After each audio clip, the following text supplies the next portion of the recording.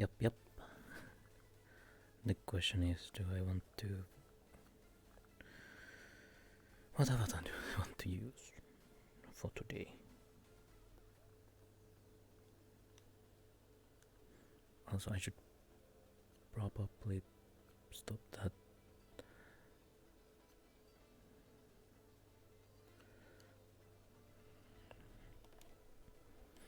Stop that for once. But yeah, I should use one of my other avatars.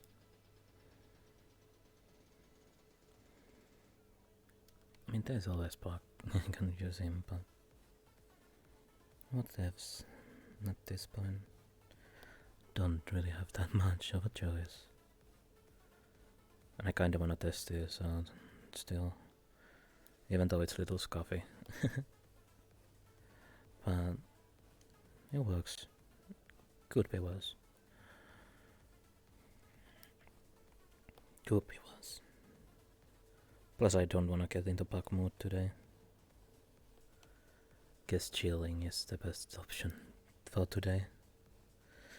Not much can be done by that, but hey, here's something. So I'm just gonna chill.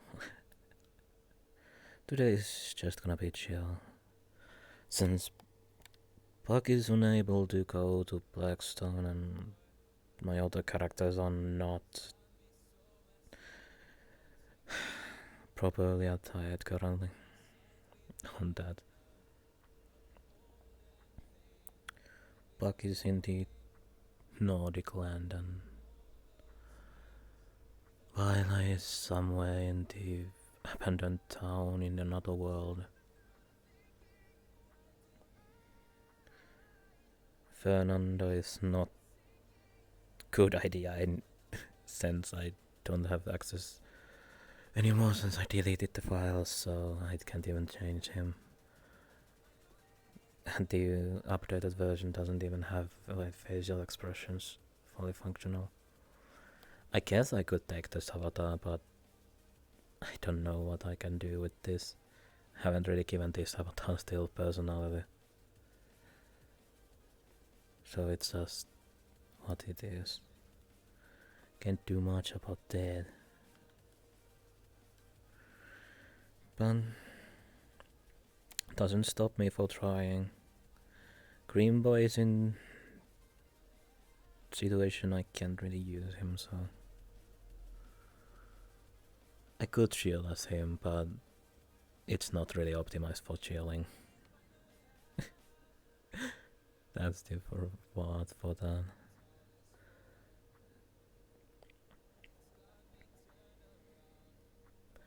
But just vibing and just chilling.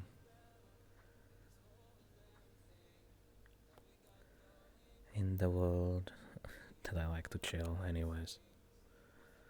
So yeah, if I'm gonna chill, why not just, stream it? But yeah, can't do much about that though. There's still like some things that needs to be like figured out. But that's how it goes. Not much can be done about that, after all.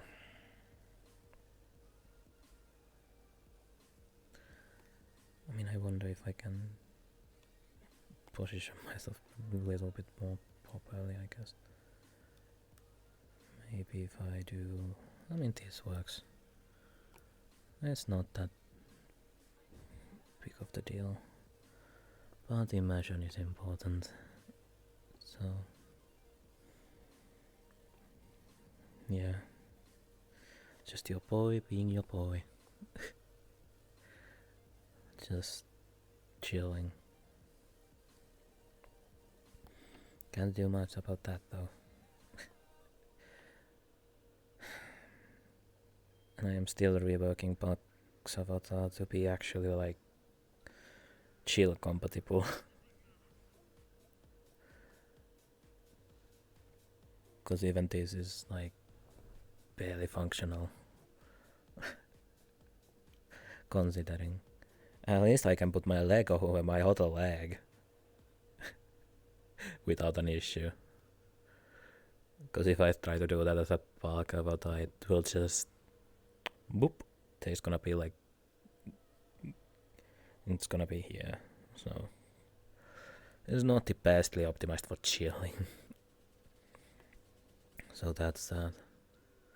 Can't do much about that though. Funnily enough. But yeah. Today we're just chilling. Because there's not much for me to do and roleplay wise since nothing is there today. Puck can't go, Viola can't go, Fernando is not suited for that.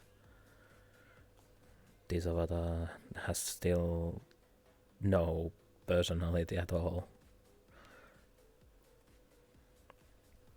I still need to figure out what to do with this. Do I just go with the traditional route with this one and just keep this as a chill avatar? Don't really know. Don't really know. That's something that still needs to be figured out. After all.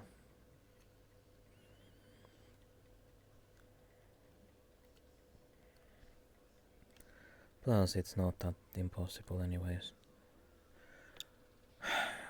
Maybe I should also start like capturing the actual game instead of the Steam VR.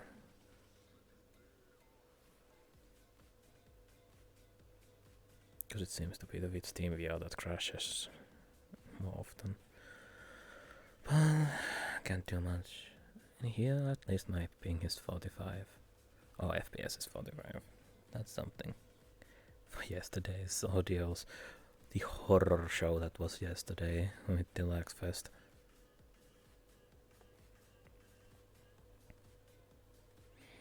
Can't do much about that though.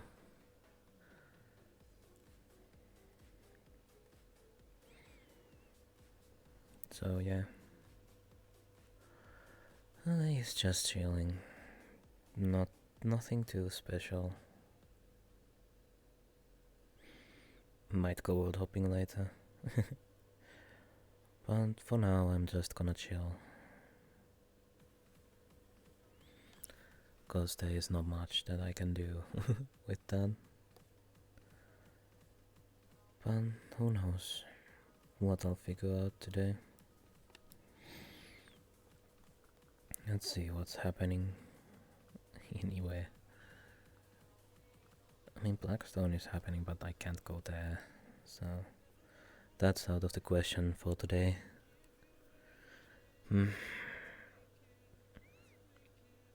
Can't really do me track either. That's for certain. Not without proper, like, avatar actually. Because I still don't know what to do with this avatar. And going to new places is not that good idea anyways. Since it's just, well, not really that good of an idea. Let's see.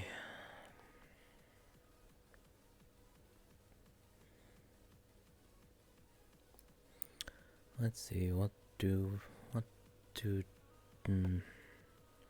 cause there's like multiple like things that I could do, but it's just also that there's also multiple things that I can't do today.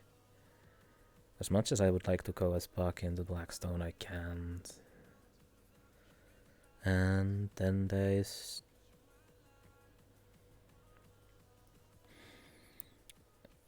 other roleplays, but not really.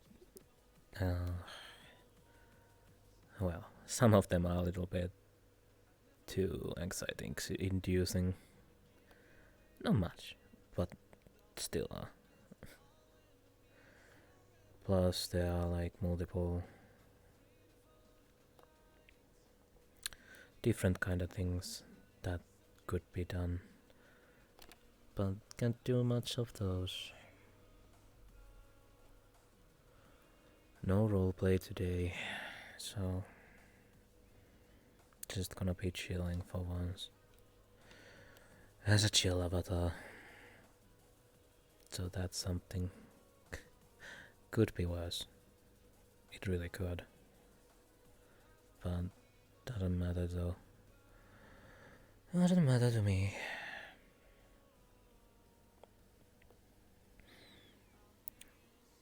I know I've not been around that much. There has been a lot to do with all the summer stuff and all that. Heat is sometimes unbearable. And all that. So can't deal with that too much.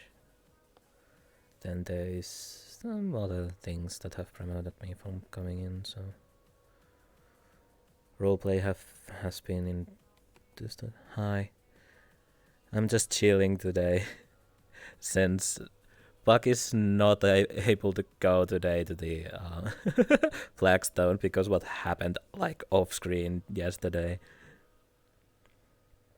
Yeah. And all my other characters are not in the position to do anything. And this avatar doesn't have any story yet, like written. Because this is just test phase avatar. Because usually I do my stuff in Blender, but I tried making this avatar in VRChat, so I'm just chilling today.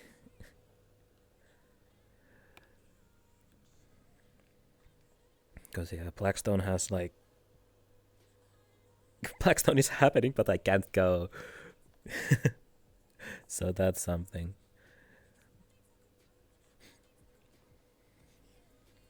And I know my Green Boy is not suited for chill avatar. Because, oh boy, the body potions are so messed up sometimes. Can't do much about that. Even though I have tried fixing them, only to have like... like, I mean, technically I could show... where's my boy? Let's take tall boy. Up here I am. Like, even if I like were to like put my leg over my other leg, it's... you can see that there is like a big gap. So it's not really suited for sitting, unfortunately. And if I wanna sit, I need to sit like this. And now my legs are basically so uncomfortable because they are not really suited for this. But then there is like some avatars that I have tried to make more like suitable for this. Like this avatar, for instance, you can see the difference that there is. Because with this, it goes directly top the leg, how it should be. So Buck has some issues at that avatar, so it's not really suited for chilling. I am reworking on making him in VRChat, because apparently VRChat stuff somehow makes this easier. But yeah, the body postures are too long because I wanted to make him like look like more lankier and more like tall boy, like elves should be. But that kind of backfired because the base model scaling got scuffed because I modified the body portion sizes, so that went wild little bit. So yeah, Green Boy is gonna be a little bit reworked soon, but hopefully that will fix itself. And maybe I'll finally get like chill Bhagavata without an issue. Cause, oh boy. Plus, I kinda just felt I like doing a chill stream. Because I don't really stream like non-roleplay stuff as much. And it's like rare treat at this point. I kinda wanna get more onto this stuff, but sometimes I don't have anything to talk about, so it feels like why. So yeah, there's a lot to be fixed, a lot to do with that. But yeah.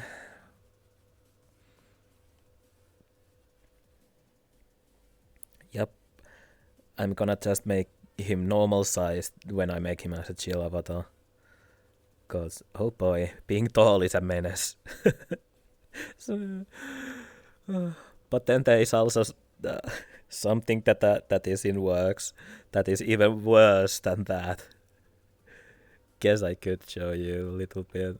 Where is it? No, those are the ready ones. Tall boy fix. Um, so you know how there is tall bug, a normal size bug. Now there is also small one.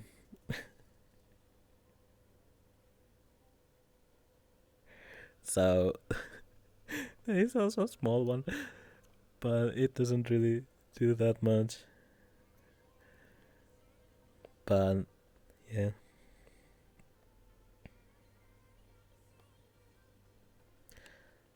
Hmm. Yeah, climbing windows is also great, but unfortunately, it's like because I'm tall, so it's easier to just I can just be like there without actually being like climbing. Oh, it's great. Tallback is useful in like many cases. Like it's easier to just be this menace that is the green boy that looks onto the windows, but uh, the climbing was and is fun, and I still need to climb if I wanna go to the second floor. Because sometimes it's just fun to do that. Plus, I am really testing like the roleplay cities like law enforcement at this point. Because how often I like climb onto the windows, like upper level, and how much I look onto the windows and follow people. I'm just waiting for the like roleplay law just being you're gonna go to prison. Buck already went one step because he didn't wanna interact with the higher ups, but that stream has been well. That was a that stream was a menace. I was sitting under the jail for a bit for not accepting like something from someone.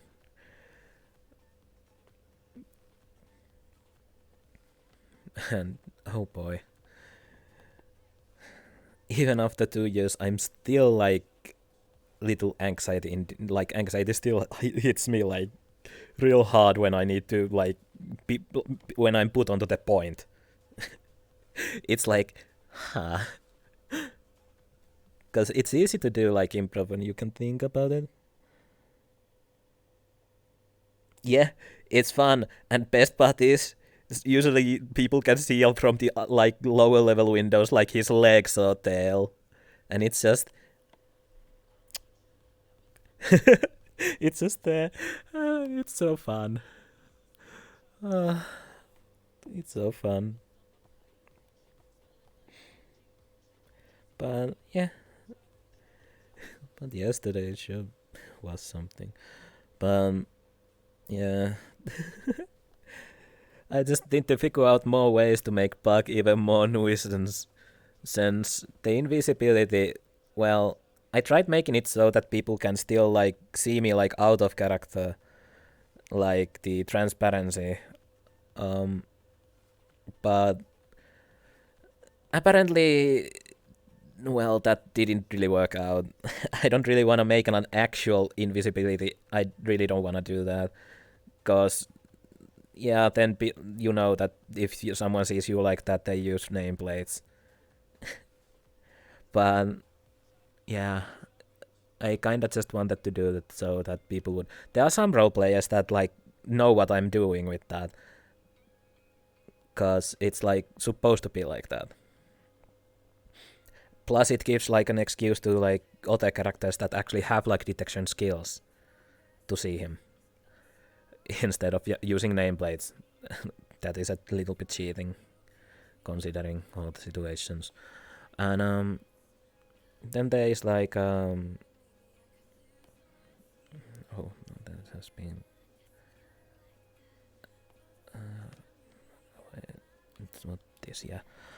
Um, yeah, the crash was like great because in the crash it's like you should not be able to see him because even if the faint greenness that shows it should not be, but there also was an instance when people still saw me. I still don't know if they use nameplates or not. That's the worst part. But you can't really make everything like happen like you want, cause people be people. Maybe they had a soul side, maybe they did something. That's the problem with some stuff. Yup. Yup, the ether incident in the back. I think there are still clips on that. Then there was also another Buried sentence when Buck was basically digged up by a dinosaur from the ground. That was also great. I should do that more often. To just have him be buried underneath the sand. Cause yeah, it's fun to play as Buck, even though his quietness is really sometimes too quiet. But can't do much about that. My anxiety doesn't let me to do much talking around multiple people. So be more ground 7. It's like, cause sometimes I just wanna make like something, something. Cause I like when people get like something, you know. I don't know how to say it otherwise. Like giving like someone is buried on the ground, or there he goes watching Windows again, or just being a menace in general. Cause yeah, and the worst part is that even though Buck doesn't do much, like in the role plays that happen in the screen, yeah, the jump scare yesterday was something. Uh, I actually was jump scared by that, and it's like, jeez. Yesterday was. I clipped that, so it's in the clip sections, like in the newest one, and oh boy, it's like, yup. It was a really menace. But it's so great. I love roleplay. I just wish that I had more like words to say when it happens. But at this point, hey, silence has become part of my character, so it works out. At least on that character.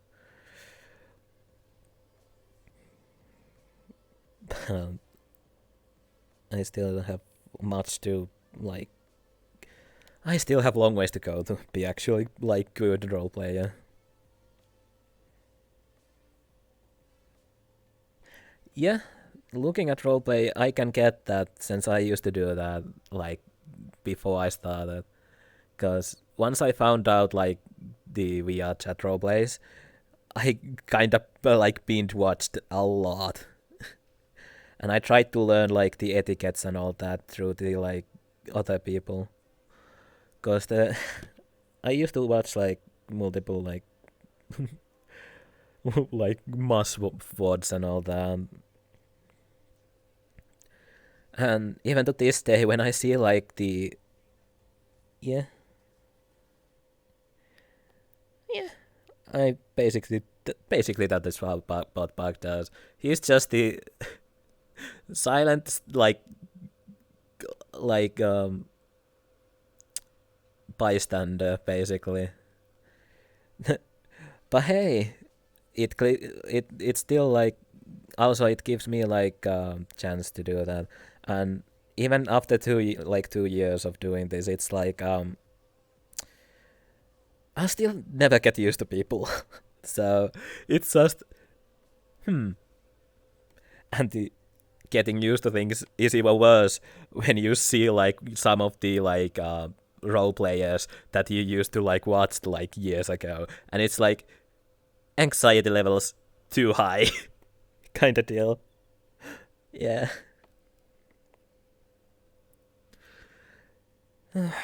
The good old times when I started, like going into the Lotus and going into the Lying Fork. Those were great.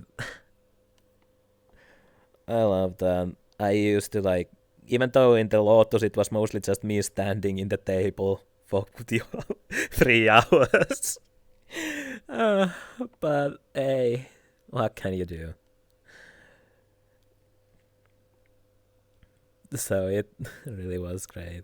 And Lying Fork is so a great place. I love that place. Even though these days it's a little bit more like I can't do the same things again like there that I used because they updated like the maps and map on that. And even to this day, sometimes I get asked that when do I come back there. I kind of like the idea of going there, but the time is just inconvenient because it's Tuesday, 4:30 in the morning. It's like 4:30 a.m. and it's like, yeah, like I'm not really like to wake up on that moment. It's like I love to go, but if I go, I'm gonna be dead as tired. It's just like, because I have been planning like going there like for good old time's sake for a little bit at some point, but like last week I couldn't go because other reasons, and then otherwise it's been tiredness. So that's been great. There also has been like some role plays that I have been trying to like go with like friends, like the Iska. I've tried to go there together with one of my friend, and well, it was experience for sure. And unfortunately, Puck is too tall. He can't really walk too well through the doorways, so there is like off-screen happenings like shrinking potion making and all that. So that might go overboard a little bit. But yeah, it's so great. And it's good to see that roleplay communities are still like friendly, even though there's like many things and all that. Let's see. In the me track, I have not gone like at all. I wanna go there, but I have no reason to. Cause Puck is a little bit too high end to go there. Viola might fit there, but she's not really in position to go there at all. I might just do like some casual character to go there. Probably make like some poor folk. But yeah. Then there are like other places that I have not gone, like what was that one place called? Orlando Saga. I know I've like had that on my list to go like who knows how long now. It's been like it's basically just Japan, Florida, if I remember right. It's like still in the same like universe, but it's like yeah, I've been like wanting to go there, but considering yesterday's event with the Lagfest that was Blackstone, I don't think I can, because that's even bigger like place and even more people. Because hey, I can't even go to the Lotus, and that place is only full of like optimized avatars. But yeah. Then Misty Shores. Well, my experience with Misty Shores has been like, I need to stare at this tree because I can't see anything else. And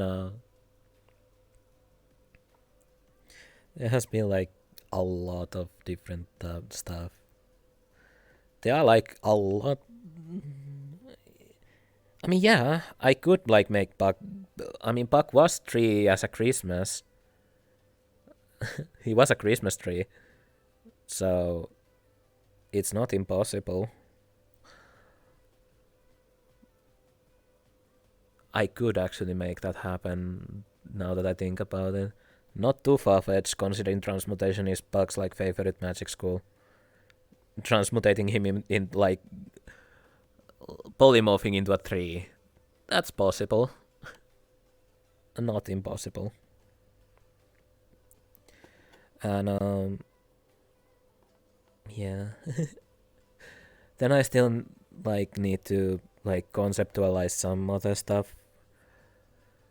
Cause things keep happening off screen. Sometimes those things are, well, scaling from fighting like climbing a like tower, some random tower that is owned by a god, to a point that, hey, I am half feral or feral, and it's like, yeah,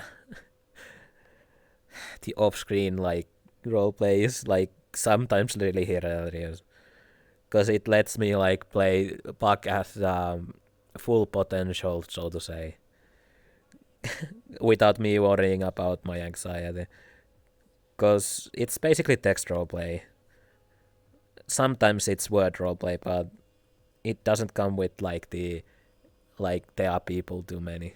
Because it's like with text roleplay, it's like you write it and then let it stand until people like answer that, and then go with that.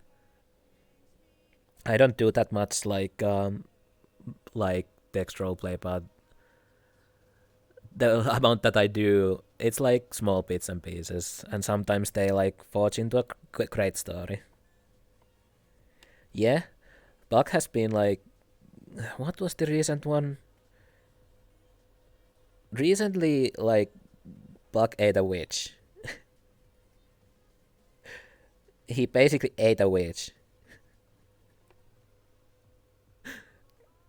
Only because he wanted to save a frog. So that was an ordeal that was not meant to happen, but it happened.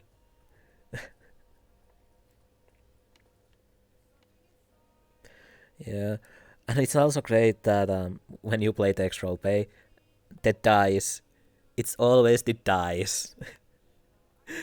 Ah, it's always the dice. Like when I play D&D or like any other stuff that uses the dice, it's like the dice never like me. They always throw the worst possible solution. I get so much like well, for recent example was that I rolled a 1 for something that ended me up eating a witch. So yeah, rolling a 1 that is basically the worst possible case is like, yeah. Plus there are like many things that I can do like text roleplay that I can't do like in the screen. Yeah, gelatinous cubes are pain sometimes. Even worse if they are black-toothed ones.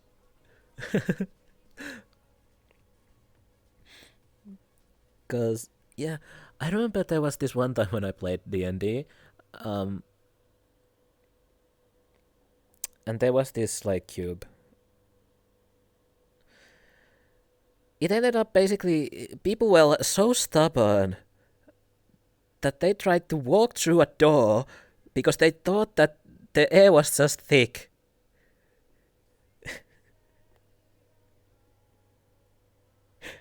And behind the door just was the gelatinous cube.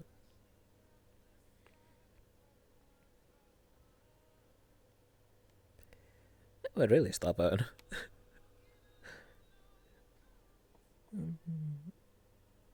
Heh. Yeah. I also remember utilizing like slimes and oozes when I was DMing with my friend group. There was a lot of stuff. Like one time they started raining slime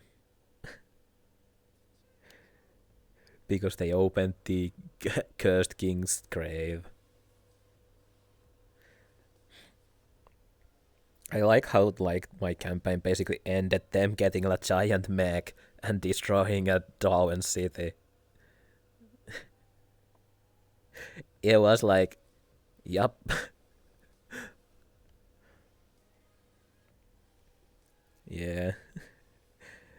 It was fun times. Really fun times. Can't really do those anymore. I mean, good ending, I wouldn't say that. I would not say that. Because it would have continued, but I didn't wanna I didn't wanna dwell like love stuff. So my it kinda ended there.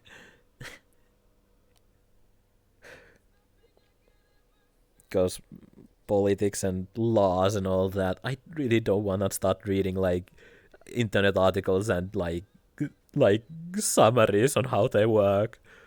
As much as I like doing roleplay, and I try to make it as like realistic as possible, like in a sense, but politics, that's just something I don't wanna do. Because they had like one of like my players' characters got sucked up on an interdimensional mailbox because they were so small. It basically was the like box that was basically like connected to the like mail network that used pipes. That character went through the pipes. And is still probably going through the pipes to this day.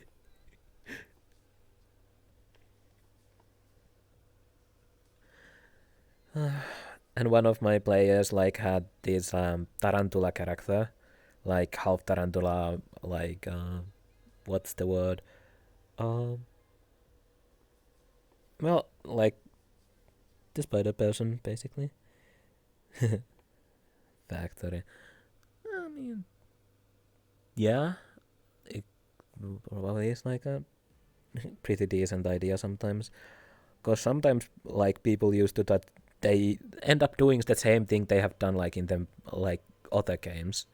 Like there were is like a trend or pattern on routine. They end up doing it because it has worked before, and they wanna do if they can work it again.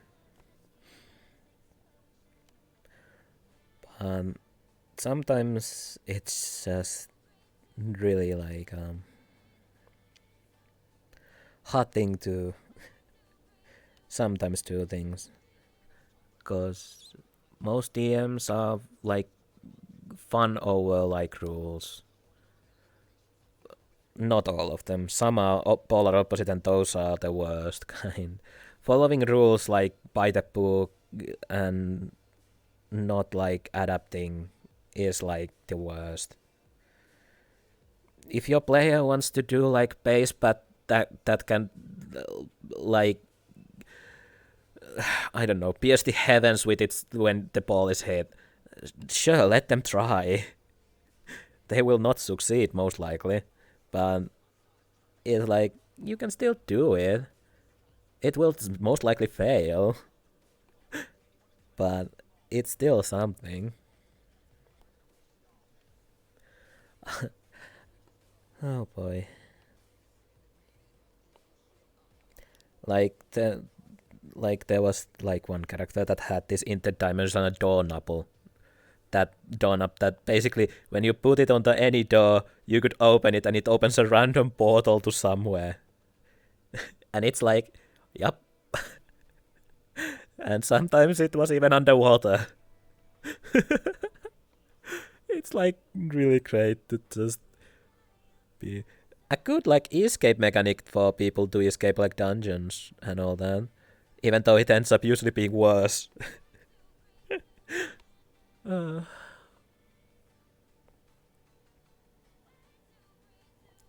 Funny to kill some stuff.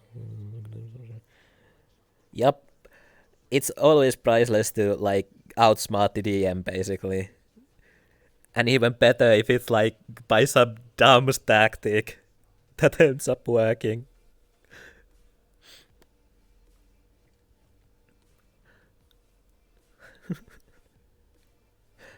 It's even better.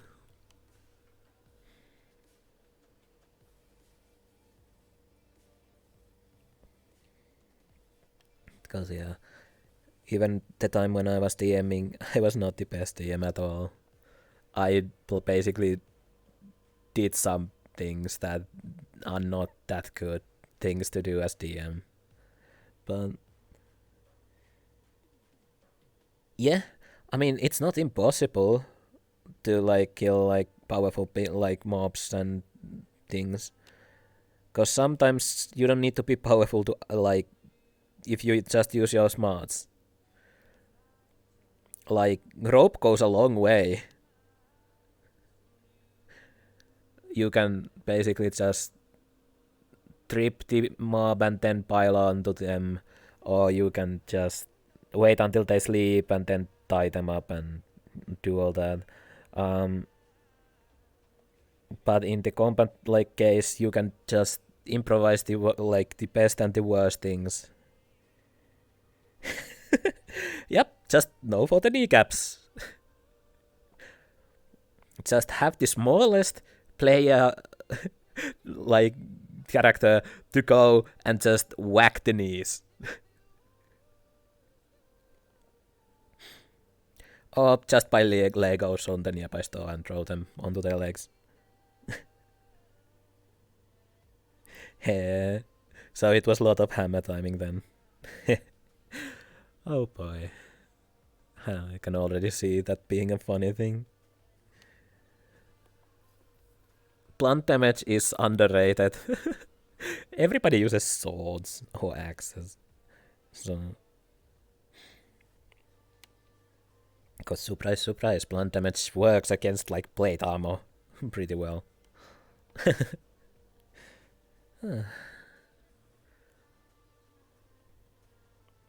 I mean, swords are boring. They are classic. People like that stuff because sometimes the swords are what they are. I mean, it's good to have like variety, but when you have like 5-man party with swords, it's like, yeah, just throw one like plate mail person or something that is like slash resistant, and oh boy, then you don't know what they do. I mean, strange weapons on yeah, I can see like because not many people like use like slingshots or anything. So if you were to be using like slingshot, but the ammo would be like enchanted like properties, like like those what are those called? In the Harry Potter like kind of deal that they are like the beans that taste like everything, and it's random. So basically have ammo like that, and every ammo does different things, and then just have a roll table for that to see what they do. That's one good way to make it interesting.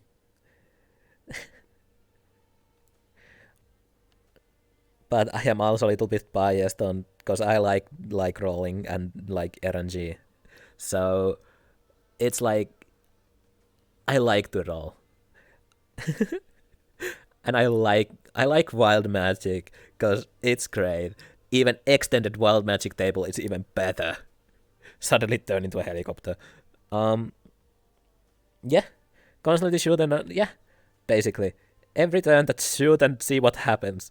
Because one thing that I have noticed when I was DMing is that when you give players a random chance to do something, they will try to do it as much as they can. It's like the best and the worst thing that has ever happened.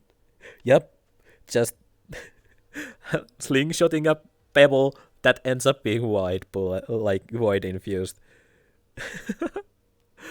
Oh. And then there is the the basic thing that is basically the the deck of many things. That's probably the worst and best artifact that you can give to your players. Because players will either, one, be responsible and use it sparingly, or two, be dumb and pull cards like every time they can. And they end up usually dying because of that. Polymorphin bullets, yeah. Yeah. Yep. But you can see, like, the possibilities that it can cause, like, pain, suffering, or fun, and, like, effectiveness. Because having, like randomized bullets, or projectiles in general, it's, like, the best way to make things interesting. Even better if you give them, like, limited amount of those. Because then they don't spam it. They use them sparingly. Like, you give them, like, pouchful, like, 10 to 15, like, pebbles or projectiles. Yeah, you can basically make, like, this bandit to be a rabbit or dinosaur. Or you can burst him into flames or freeze him into place. Or make him duplicate. It has so much possibilities. Even better if you do, like, custom roll table for it. And then, like, do all the fun, like, everything in there. Yeah, God Bandit. Now, that would be fun. Like, usually when, like, people play, usually the first, like, encounter is, like, bandits or something, or just some, like, low-level mobs. Just have them, like, pick up basically, like, that, like, pouch, like, from some enemy, and then just do that to realize they fucked up by doing that, and then the bandit ends up becoming something like Archdevil or something because they did that. And the best part is, eventually they will realize they can use it on their teammates. That's even better. I like doing that kind of stuff with my players. Randomization is the greatest thing that is ever invented. It's so great. I love it.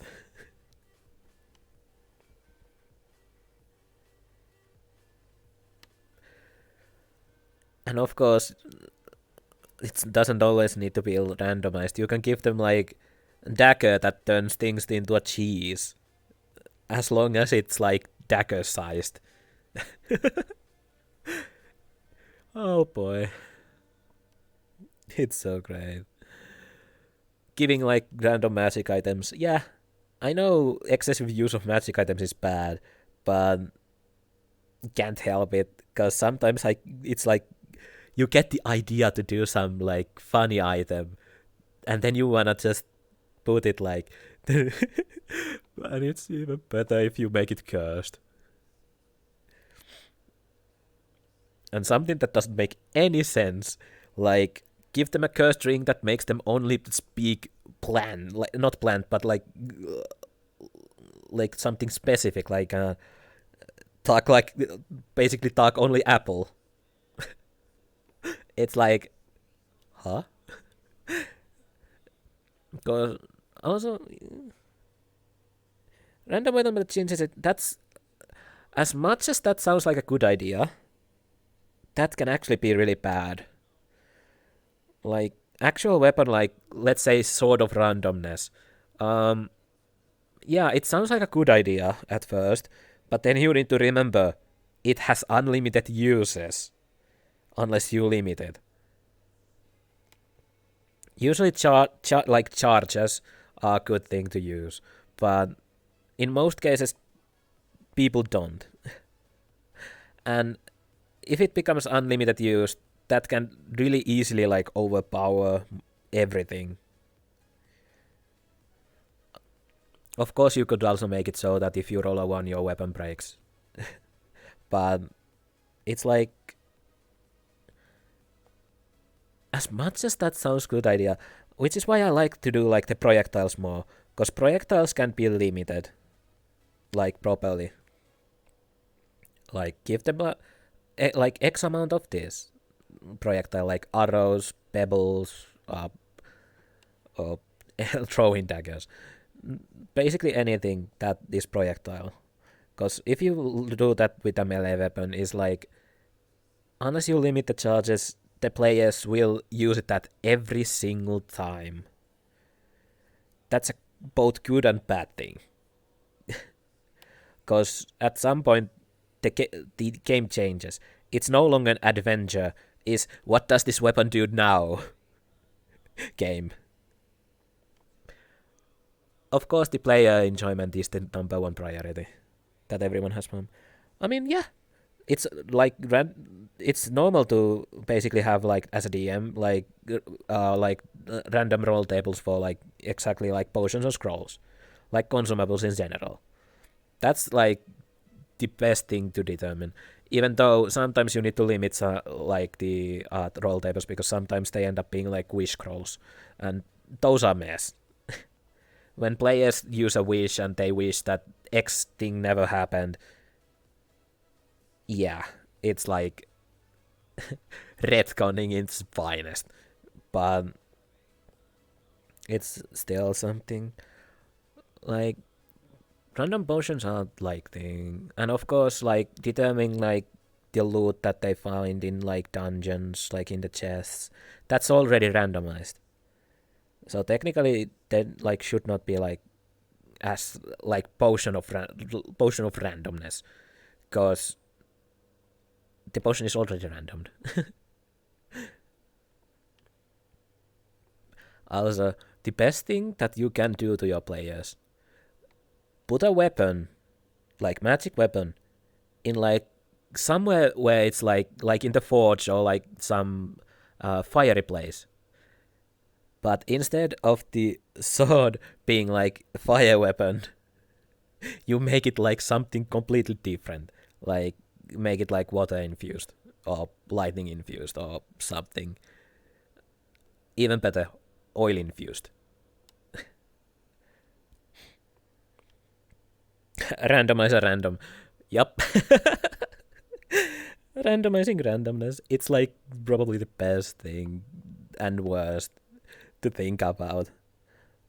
Not really functional, but it's done so great.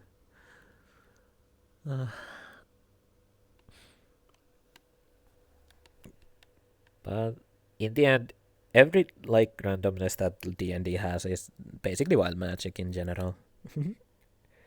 Yep, roll the dice to roll the dice.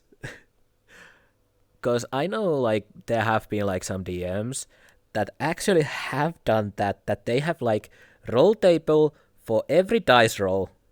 So you roll once to see what roll table, and then you roll for the roll table. Usually that's more easily prevented just using like D100. Because if you do like D20 to see which of the 20 roll tables and then roll the D20 on those roll tables, I mean, it's still something, but it's more like fun to just roll D100.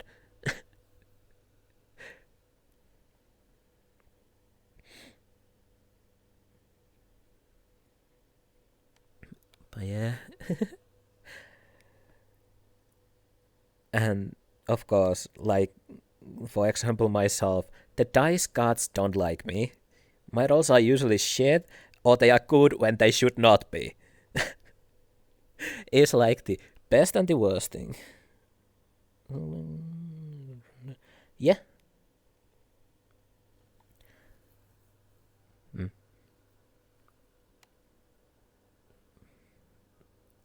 I mean, yeah. Even like making a player dungeon like that, like custom dungeon, that like the environment or like properties of the room changes is like the probably the like best thing that random like can be, because in the one room they can like be like sweating like in the burning room. In another room they are super fast, another room they fly, another room it's like filled with cheese. Because oh, that reminds me, um have you ever used like reference from like pre-existing games and such? Because let's say Skyrim, for example. There are so many good things that you can take from there, and then just change them, like tweak them a little bit. For example, like a meme. For example, like the cheese meme, and the was it who was it called? Mephisto? No, not Mephisto. Um, it's been so long since I played. But like in many games, they can give you a good inspiration. Like that's the great thing. You want your campaign to turn upside down? Make it a horror game. You want players to have something else to do than like kill everything? Give them a like murder mystery. It's like the best and the worst thing. I keep saying that. I should stop. But like giving players something that is traditional, inspired by something. That's great. Like you can give them like aliens. You can just basically do what you want. And the best part is, usually it's easy to implement these things into the law of the like world.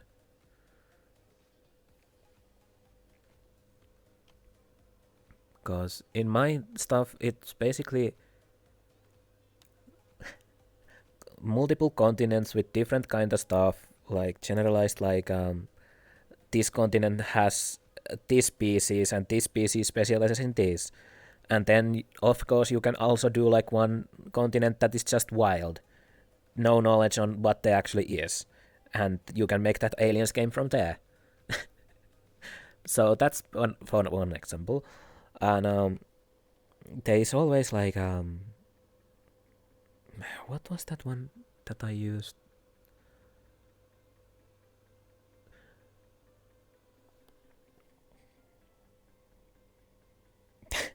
Jeez, what are you, gravekeepers? At that point.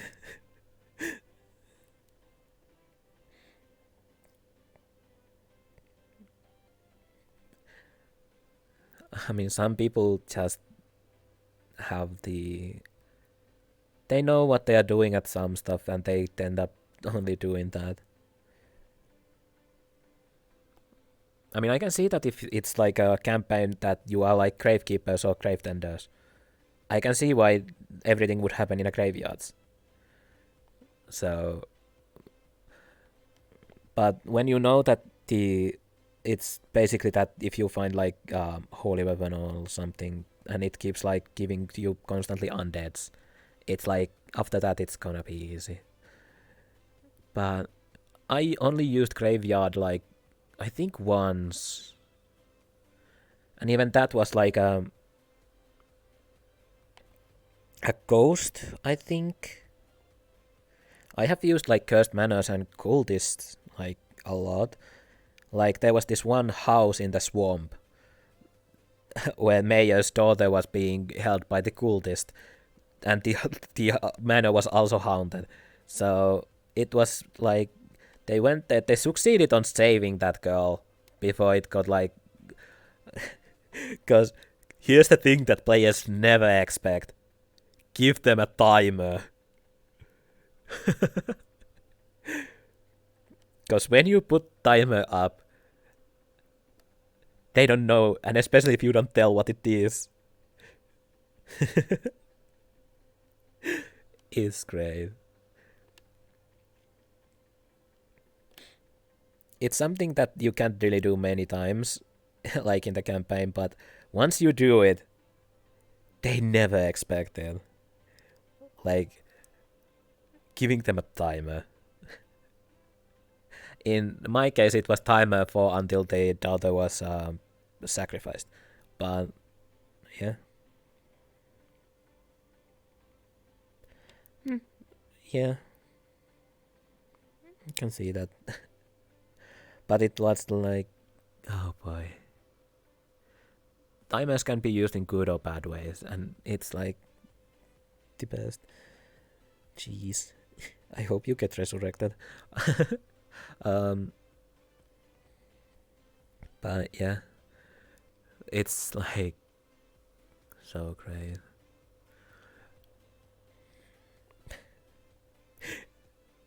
Oh boy. I miss making like the D&D games.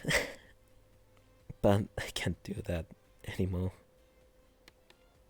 I mean, I can DM like my stuff in VRChat now. It's a little bit more easier. Cheers. How many of you died because of the cries?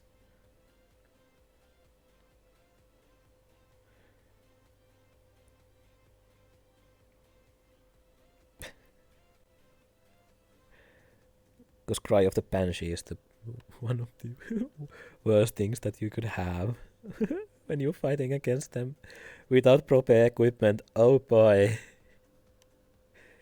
That's gonna be fun.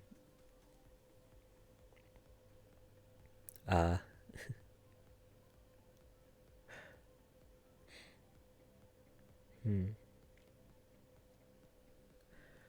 Because it's really smart sometimes. Because some players are smart and they stuff their ears when they go against banshees. That's a good thing. It doesn't give them like immunity, but resistance is good. Yeah, damage spread is something if you can be done correctly. Like, have you ever had like the situation where someone casts a fireball in your party? Because there are like some DMs that spread the fireball damage, and then there is like the types that do the full damage to everyone. Ah, what kind of tank did you play? Paladin?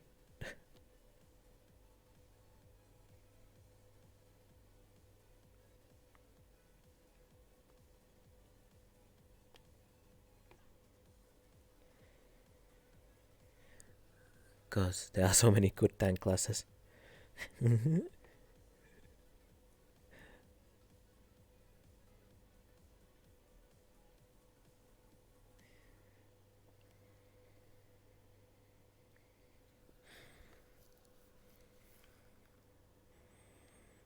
Ah, Berserker. So barbarian. Yeah, okay. I can see that. Because, yeah, tanking damage as a, like, Berserker slash barbarian, it's like rage. Give me your rage.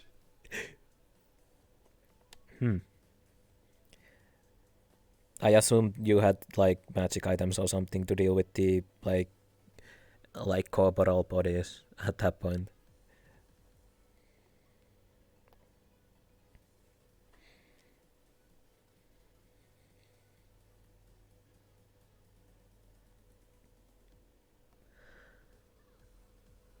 Because ghost types are usually just either immune or heavily resistant to like physical damage. Yeah, that's usually the case. Like banshees, ghosts, all the like ethereal beings are usually immune to physical damage. So you need to do magic damage or psionic damage. I mean, it's not that weird. Cause just imagine if you had a like ghost next to you. You can't punch it. You can't punch it. But I guess you can do something else, like well, something like ghosts are usually like more well, there are ways to deal with like ethereal types other than physical damage. And of course, you can always go and try to find like a magic salve or something, or what's the word for those? Well, you know, coating basically for weapon, like magic coating, like or magic oil. That also could work. Or just have your wizard basically cast the enchantment on your weapon. Depends, of course, the class of the wizard. But oh, I mean, there are like some abilities that can do that also. Ah, so I see. Your DM went the Ghostbusters route. Okay. Yeah, I can see that being the case. Basically, drawing them from the like the ethereal to the plane of the like mortals. Yeah, I can see that being a case. That's a really good solution, especially if non-magic party.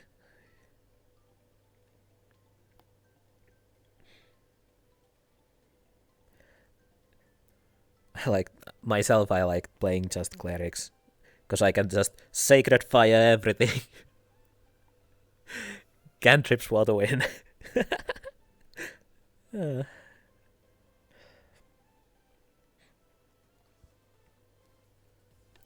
Plus, who doesn't like being the "do I want to heal you" type or not?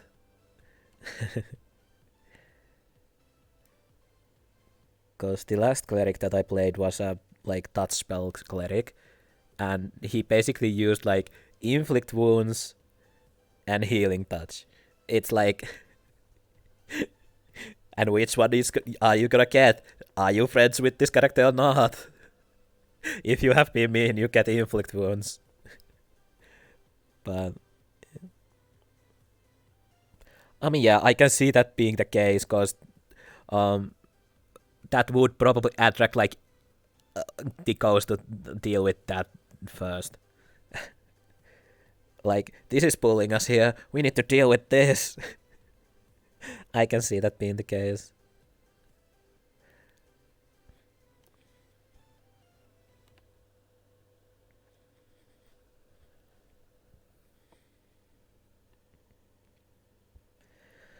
Because, yeah.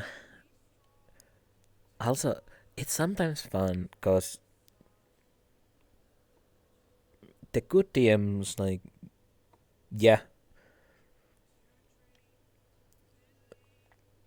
the breakup, that breaking would be a bad, really bad, because then you would need people to, like, keep the broken lenses, like, intact and another person to use the lamp.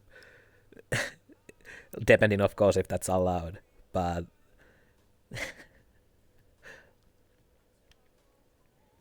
yeah, what was I saying? I kind of forgot.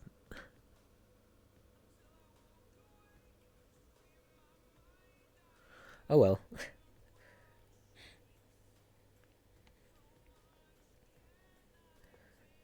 Yeah, there's so many things.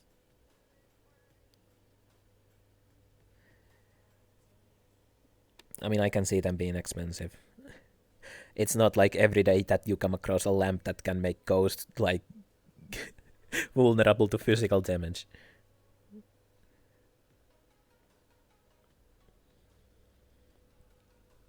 After all, magic items don't grow on the trees. Unless they actually grow on the trees. That would be a great idea. Have a tree that grows magic items.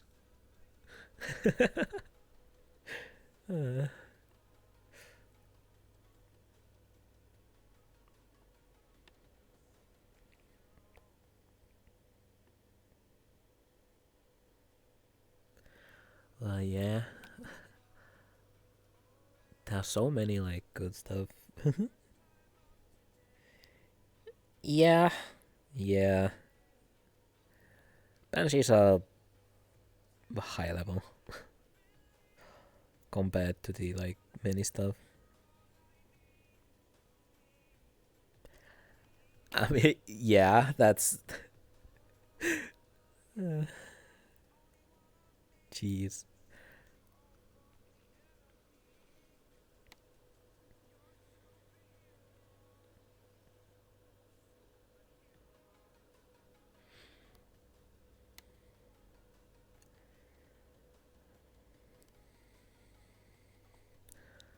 Hmm.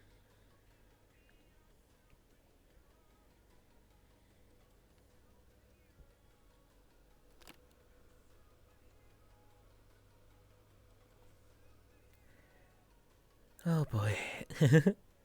I'm now just having a flashbacks. Yeah, I can see that.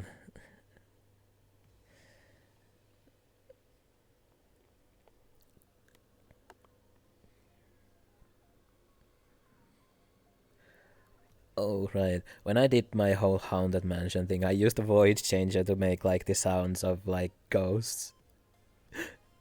It's so great to give your players a little bit immersion. I can't do many voices like myself, but I can like use voice changer to give like them an experience they need. Like, for example, long time ago, I in the VRChat, um, because of my soundboard, I made pancakes with lasers. Um, he almost didn't. Oh, jeez. So, wait, you turned undead, basically. Walking Dead. So was it like one of those like zombie inspired ones, like the game? Ah, so yeah, it was. Okay.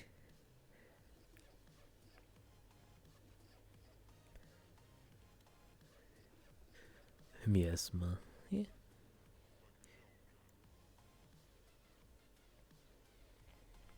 Ah, so you died to your own miasma. Or you turned into undead because of your own miasma.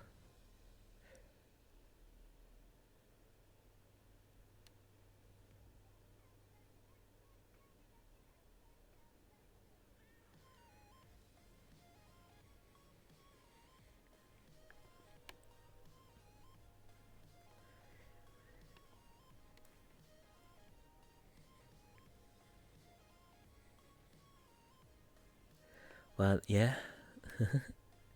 It's really like it's good to remember like the old times.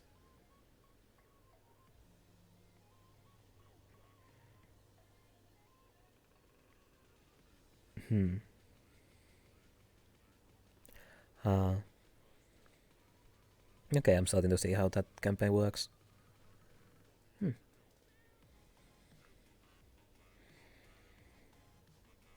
Wait, where have I heard that before? Code Code Vein? Was maybe that? They had like something like that. Hmm. Oh, it could just be something else.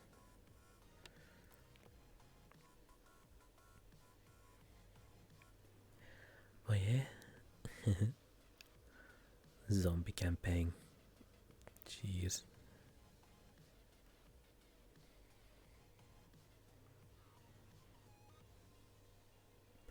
Ah, great. That's great.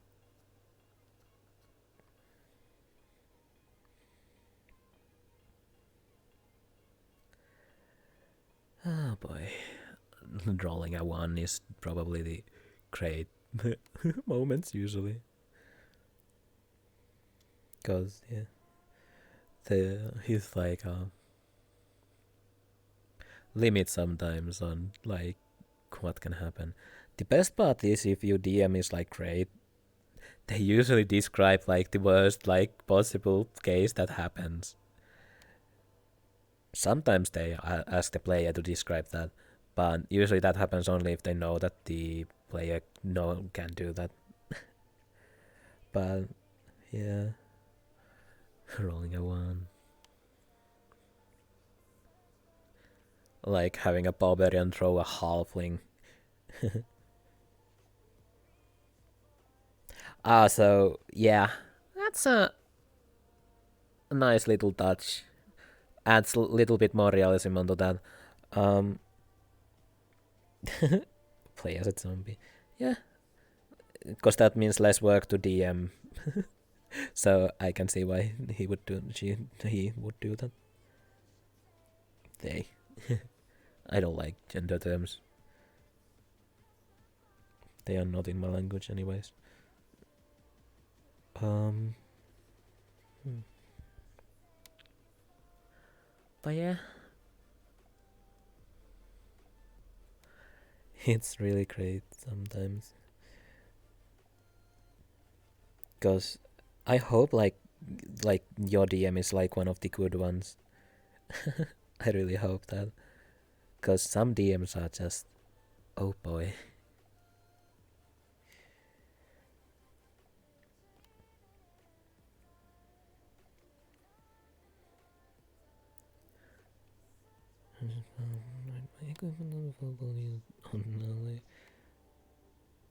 Um. Hmm.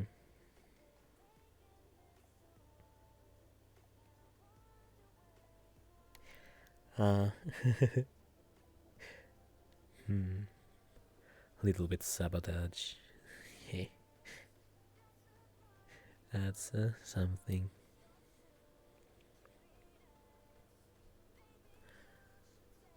Cheers. That reminds me of the one bandit camp. Um, when the players basically went like, "Hey, we are gonna basically crash this like tent over their heads." Hmm. All right. Yeah. Using the environment on your advantage and all the implementary things. Cause yeah. Here's the one funny thing that I remember like happening once. Um, there's like this forest, and you have like this combat in a forest. Then just one of the like I don't remember what it. I think it might have been the paladin. He kind of went and started like hammering like tree down, and that ended up working. And the tree fell onto the enemies. It was, oh boy.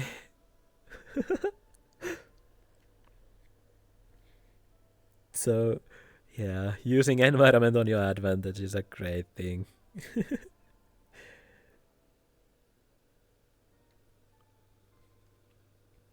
Just don't like, because there's this one thing that I have seen like happening when I DM'd, and it's like, um, hmm, yeah, um, one thing that keeps happening is like for some reason, like players end up torturing the bartender, and that's not how it works. So I started doing like high level bartenders because of that. And it's even worse when they say, when, what, that, why are you so powerful? Why don't you deal with this problem? And he's just like, I run a bar, basically. And he's like, yup. And then they players went on to the rant when they realized how high level they was. They went on the rant that why can't that, why we need to do this, blah blah blah blah blah. And it's like, dude, he's a bartender. He works at a bar. He's not an adventurer. That he's so powerful because he has dealt so many like bad people in his bar. He doesn't care about the national security. He cares about his bar, for God's sake. He's like, yeah, yeah. Even though when they started like dragging enemies into that bar, I mean, I rolled for the bartender, and the bartender was not stupid. He gave them a little bit beating because of that. And to this day, I think they still wanna like do as much as they can to bartenders, but they kind of eased up on that after they realized that every bartender is a little bit more stronger than them. uh, but sometimes you need to do those kind of things when they start doing like things, and I really don't want to play the torture scenes. Because they start to drag information out of the bartender, and after they usually end up killing him because no witnesses. And then that causes an array because there is no bartender. And all that.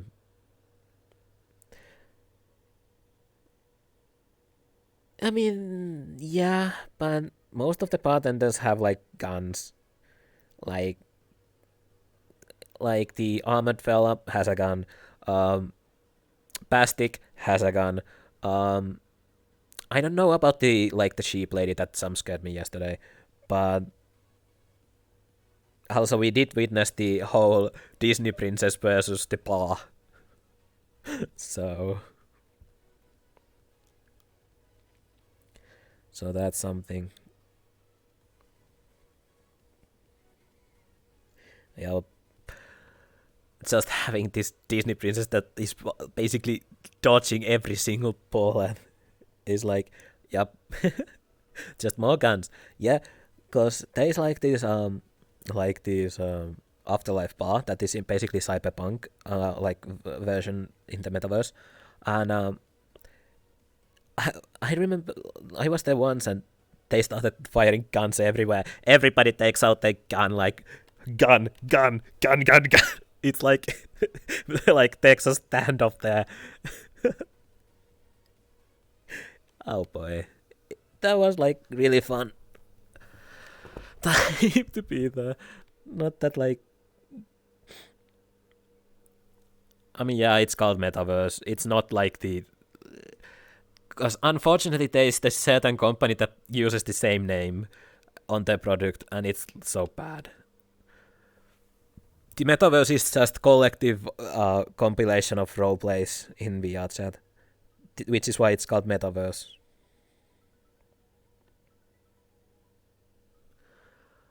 But yeah, because everything is here.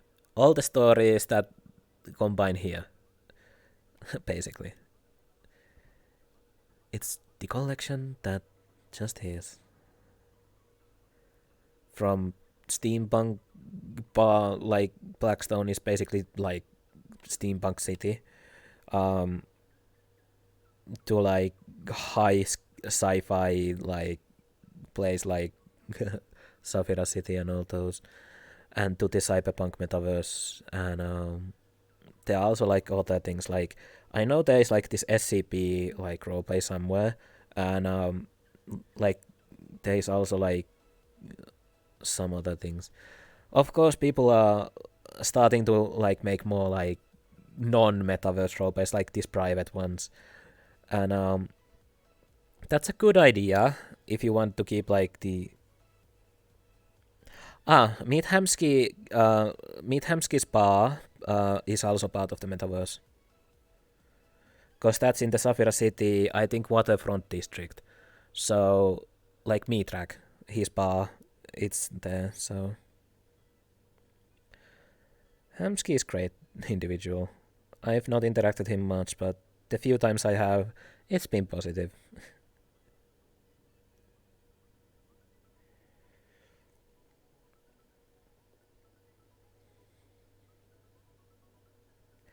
Because I think it's not much, but I remember him like saying a couple words. Like, I think it was basically a little bit like messing things when I still went to Lotus, and there was this Saint Patrick's Days like like dress up in a green and go to the stage and like be part of the competition. Cause you know Buck is green already, so, and he has been always green. So I didn't invent that because I didn't want to. So I remember Hamskis coming up to me and saying, "You were great in that in the stage," and I'm like, "Huh." And I think he was trying to be like snarky about it because I didn't participate. Cause yeah,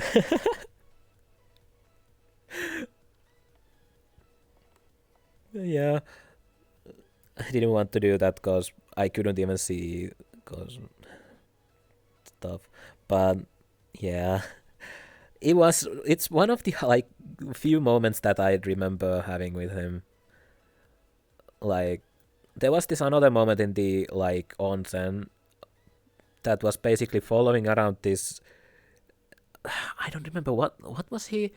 It was this one of the big like Bioshock, Bioshock enemy, these like driver suit guys that was trying to be stealthy. So everyone kind of ended up following him. It was, I remember that. It was one of those moments when I got swept onto the moment. But yeah, yeah, it was something. But it's just that. Because I think most of the people that have been like around long, they have seen my character at least once. But considering how I was like in the like Lotus, like almost every day when it was open, and Lying Fork and all that. Even these days, people still like remember me. Like I remember, like even Captain Panda said that he remembers me still. And when I went to the like the EU version when I was starting out, and yeah, I have good and bad memories about that. Yeah, Lotus is just like it's just a bar basically. I mean, Hamsky has goes somewhere, and because the Lotus is basically created and run by Sachi, and all those people. So they are like one of the underwater bar is also technically Lotus or the Lotus place that is located in Orlando Saga by law wise, but it's still Lotus property. So yeah,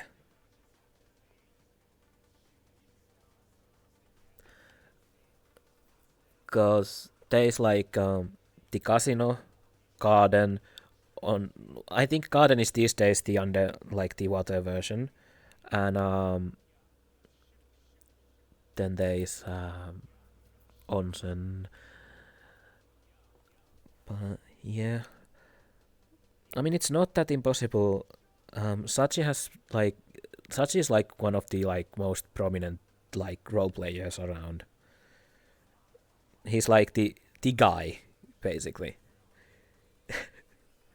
If you like are in the metaverse, you have heard at least once about him. Even though my interactions with him were a little, the I know I have interacted with him once, and it was not Sachi. I'm pretty sure you can basically if you VRChat like wiki basically has like most people that are like old school. Like I know there are like veteran like role players aside for Sachi, and there's like Kuri. Um, I know there's Double Goose, Casey, JC, Panda, Hat Kid. Um, then there's like Ribbon Heart.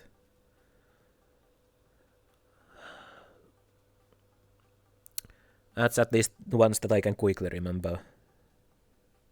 Because there are like really a lot of different people.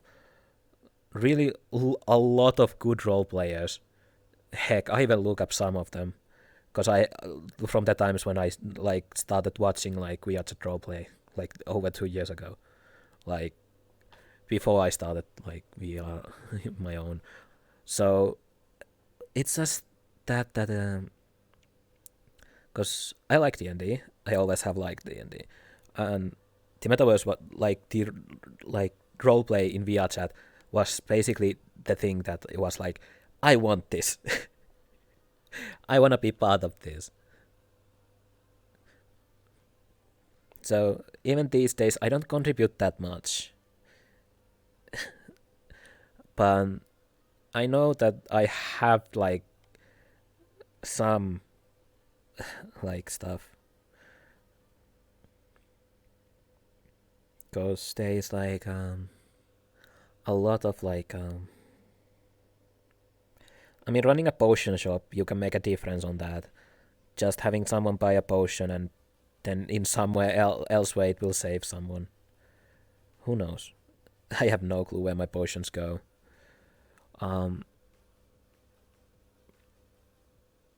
When Buck makes those. And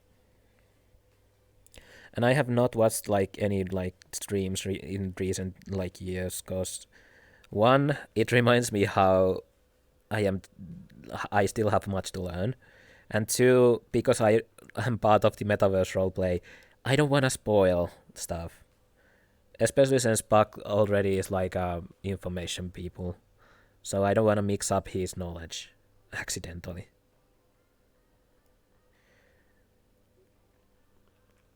There are so many like good stuff. Like I remember like watching like Hat Kids like ages like WODs. I remember watching like old Lotus WODs from Sachi, and then I also watched some Pandas stuff, and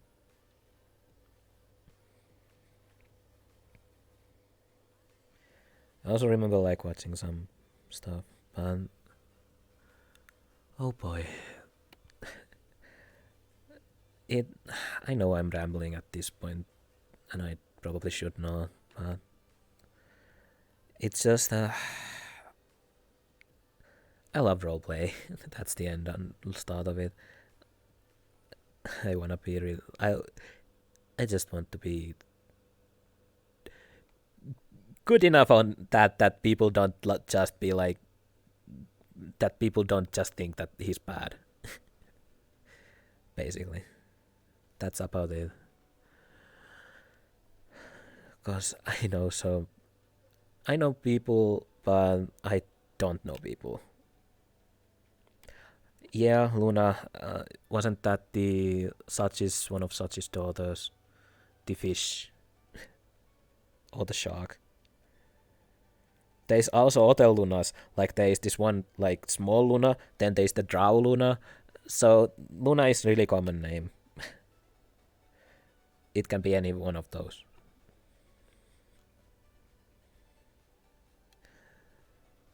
It's not that uncommon.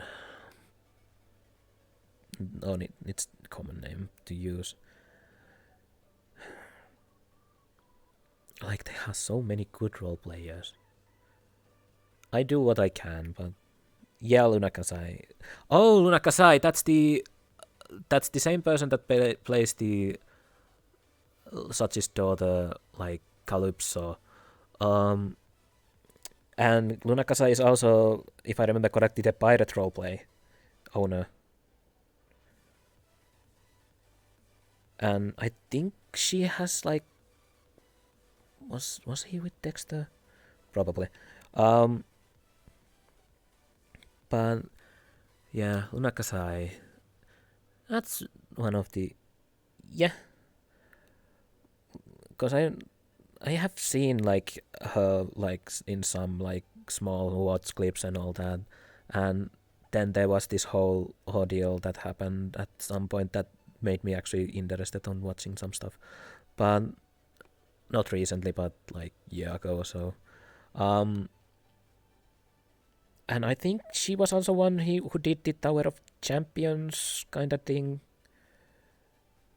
where people went. I remember people talking about that in the Lotus. Um, yeah, Lunakasa is like one of the avatar makers that actually does a really good job on those.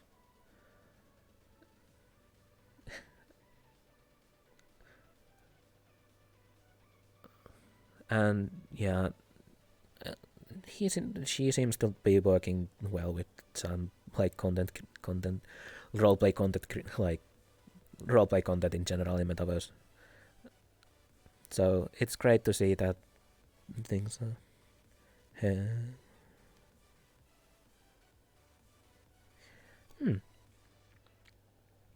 I mean, yeah, there are like a lot of military roleplays. So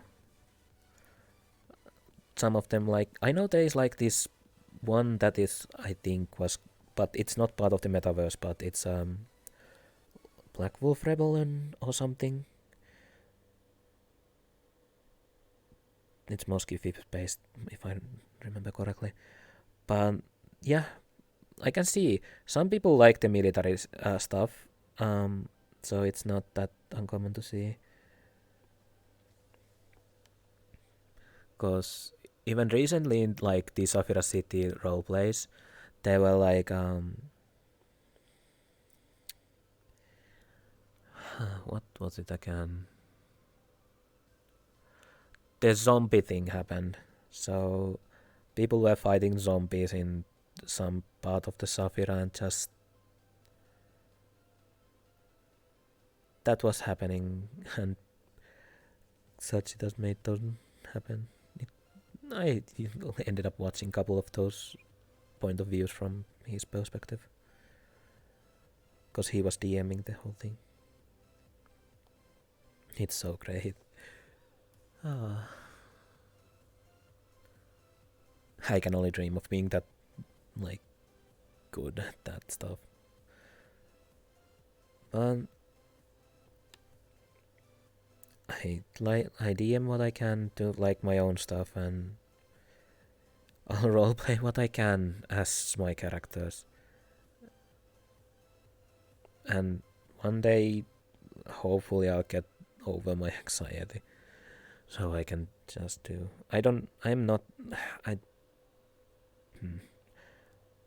Plus, it's Tower Warden. Tower Warden. I think that might have been like the Tower of Champions. I think, cause I don't remember.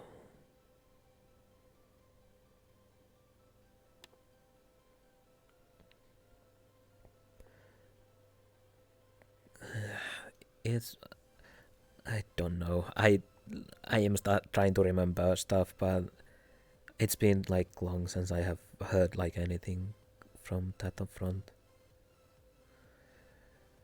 I don't have that much like. I haven't watched anyone. I remember watching like Panda 4 or 5 minutes like couple weeks ago, but not like much.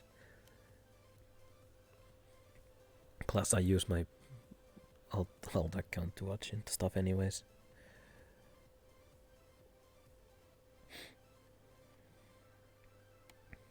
But yeah, there are so many.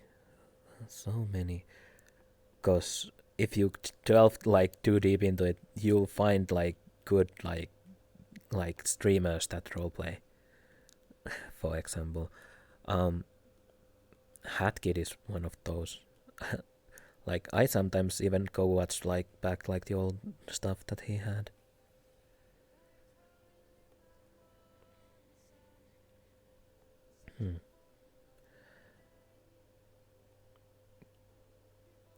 Yeah, some role plays are great, the world building is great, and the characters are even more better. Like Ascension Academy is a great series. Then there was the what was the name of that again? I don't remember. They changed their name, but there was this one like one skiffy place, the city. What was it called? I know its old name was Carlos Row, but yeah. What is its new name again? Or was that? I don't remember. I need to look up that. But yeah. I mean, my English is not that great either. Plus, hey, you can always play a character that is not native. So it's like it fits. The poor communications is part of it in some cases. Like even I yeah, cause when I don't understand something, I just go to the route that common is a hard language. Or if I misspoke, cause common, well, that's the roleplay term for English basically. Dependent on, of course, usually in the fantasy setting. So, and because my characters are all fantasy, so common, aka English, aka human language.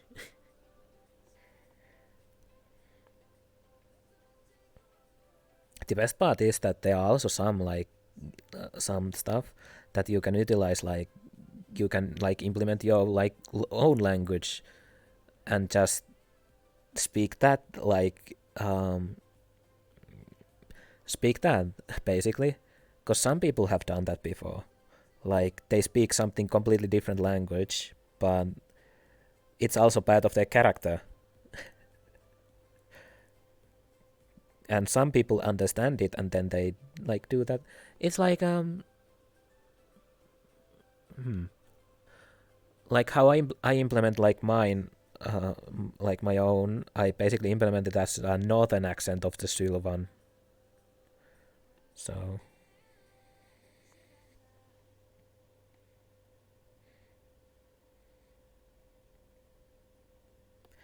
I mean, I don't even know how, but I mean it's doesn't need to be like anything, because I know there was this one role player who used to speak only in the what was it called, the one with really short versions of everything. What was it called?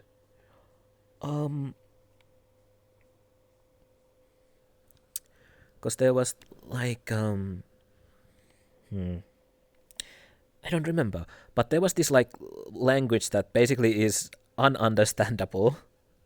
They used to speak only in that, and there was this one other person who understood that and then translated that. So it's not impossible. It just depends on how you implement it. Because it's always good, and poor common is normal.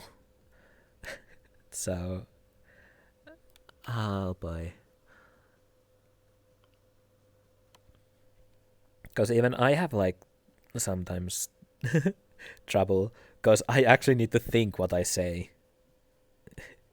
So, translating things in my head before saying them, I'm pretty sure you can see that being a little bit well, having 3 dots in a head before answering kind of deal. But yeah, I mean, understanding, as long as you understand English to some degree, that should be fine.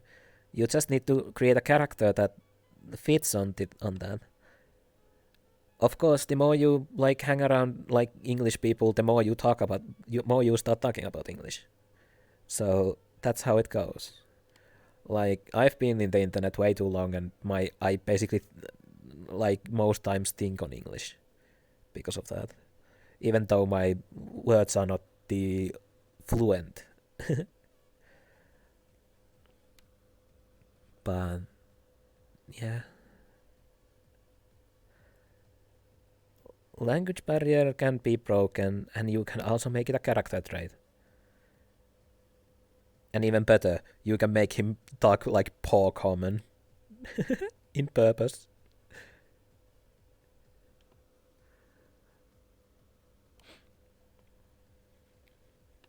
Because I know like some people talk. I think it was Sylvan that was the Spanish.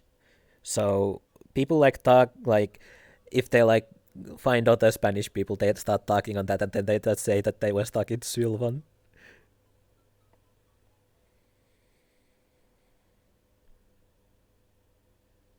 Hmm. I see.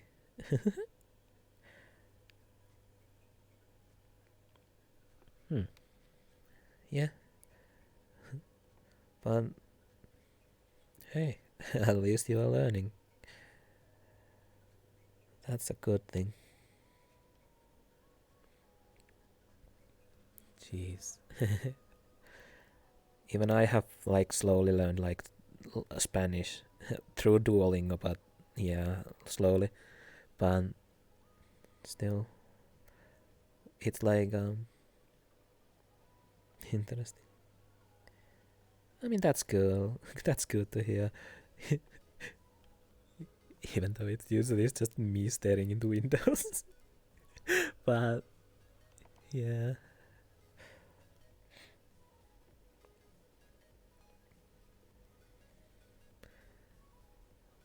hmm. I don't know. It's really different. Like doing like this kind of stream, just chilling and talking. Hmm. I mean, that's how it usually goes. Heck, even I like even the like any streamer that I watch, I just I know I have like written like kappa on couple times, or lul, also lul and all that, or just some random emote. Like I rarely like talk. I remember there's this one charity stream that I went. So and even one that I basically wrote for the kids from the like G message. Well, yeah,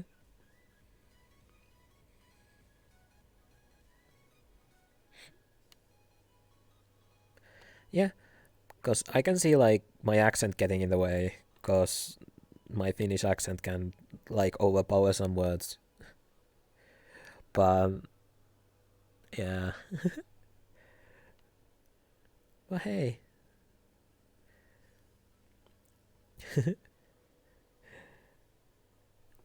it's just great. I mean, that's great to hear. No, cause yeah, hmm. Yeah, I guess that's a good thing. Oh boy. Cause they're also like, cause usually like the like most streamers are from America, so they have the American accent, and it's just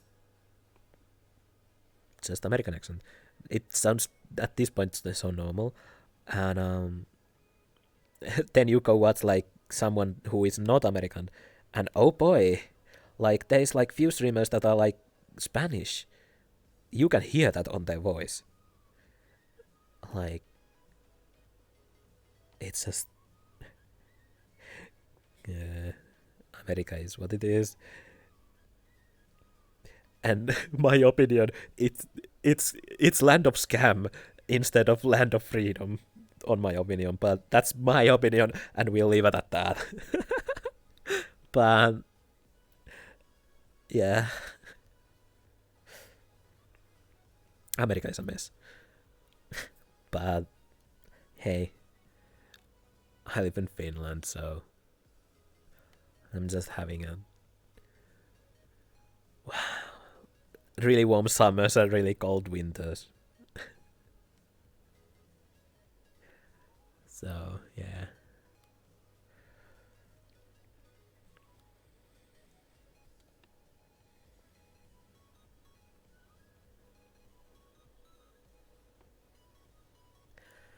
Gee.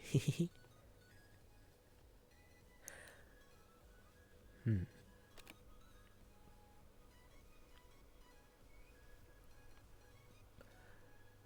Yeah, I had to check something. Um, Hmm.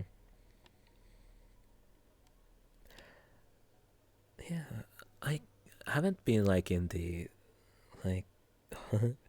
Yeah, I can see the summers being hot, but by the sea, I have not been that much like near the sea. I remember being once in a like in the beach near the sea when I was like kid. I haven't really been like near the sea, so I can't remember how that actually affects like the temperature or anything.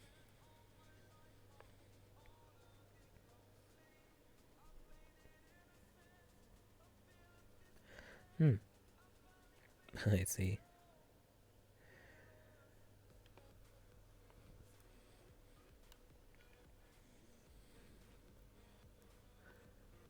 Hmm. I really need to someday go to the sea. Maybe I'll go once that happens, but um, hmm, yeah, damn,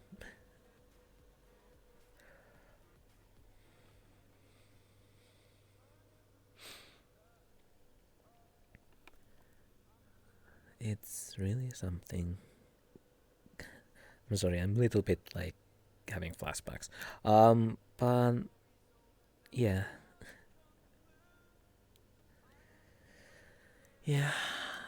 If only summers were like tolerable.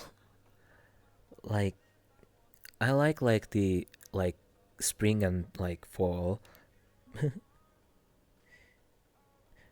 I mean, I guess people who sunbathe usually want a tan. That's usually how it goes.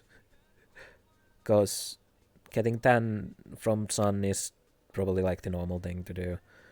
Plus, here's a little thing. Cats also like to do that. So think about that. So some people act like cats.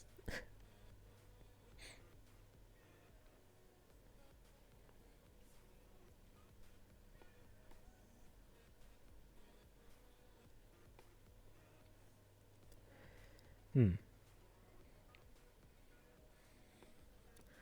I mean, not all people like diving, cause not many people like to go underwater.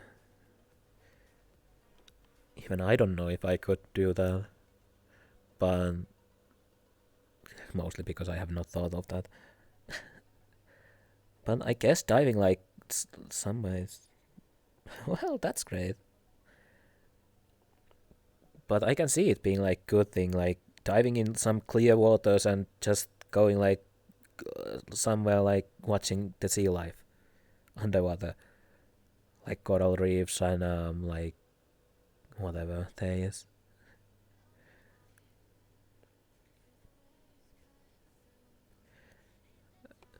Because I, like, usually when I, like, go to swim and all that, I do dive, but it's like diving in a pool kind of thing.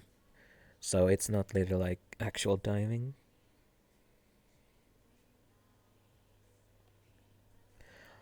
Yeah, that's yeah. But have you like gone diving like with actual like gear, like like diving gear?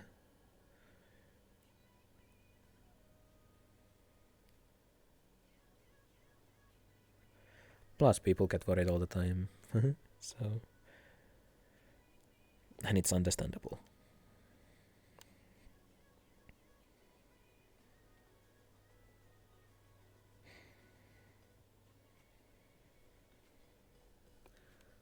Jeez.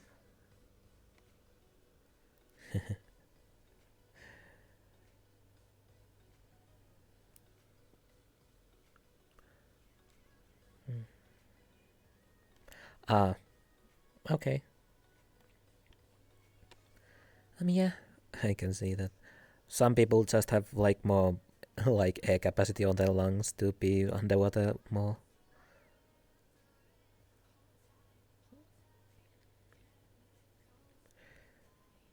like when you were like, I remember when I was a kid, there used to be like the like in a school trip to like a local pool. It was like, well, that's good. Um, it used to be like those like go on like who can be in the underwater the longest. So yeah, those were great. I also used to have like good lungs when I was a kid. We had this like blow ball tournament, and that kind of confirmed that. Unfortunately, years have not been that good, and that was like really long time ago. So yeah, my lungs are um they are in the good shape, but they are not the like what they used to be. Hmm, that's cool.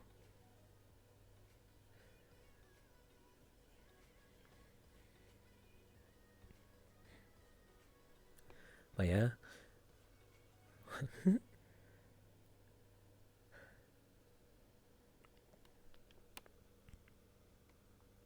hmm.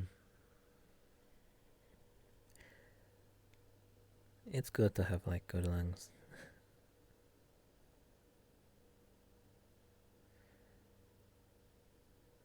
But then there are people who don't have that, or like chain smokers. Like smoking kills your lungs. That's for certain.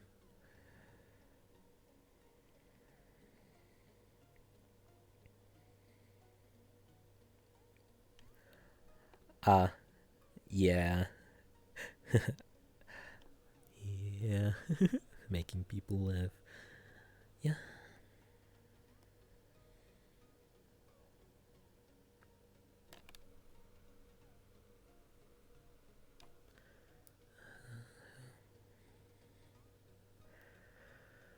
Oh boy.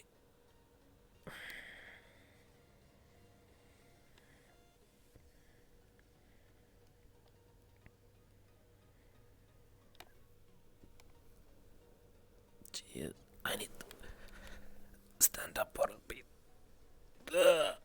Sitting in a couch is something, but it can get quickly like quickly little like what's the word? Back painy when you sit like sideways. So yeah, I think it's good to like be out stretching a little bit. Yeah, I like laying on my couch, but sometimes it gets pain. Plus, full body on doesn't help. So yeah.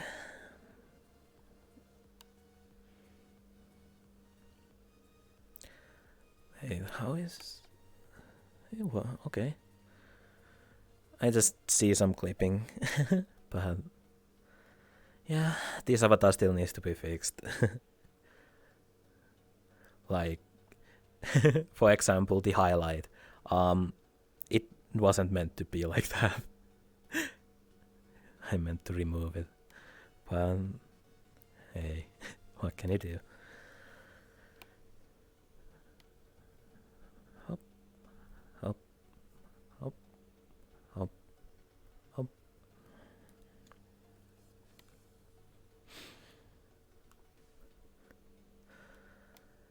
Yeah. Let's see. Do I have any good ones here? Not really. I still. Jeez. I really need to fix Spark, like, completely. Because I know how to do it in Blender, but last time I tried it, it broke everything. And it doesn't look that good. But yeah.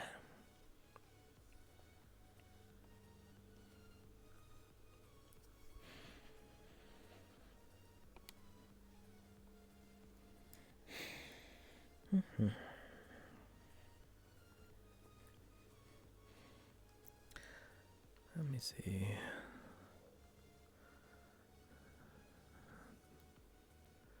Yeah, not many people today. Which is weird. You would think that in the Saturday there would be a people. But no.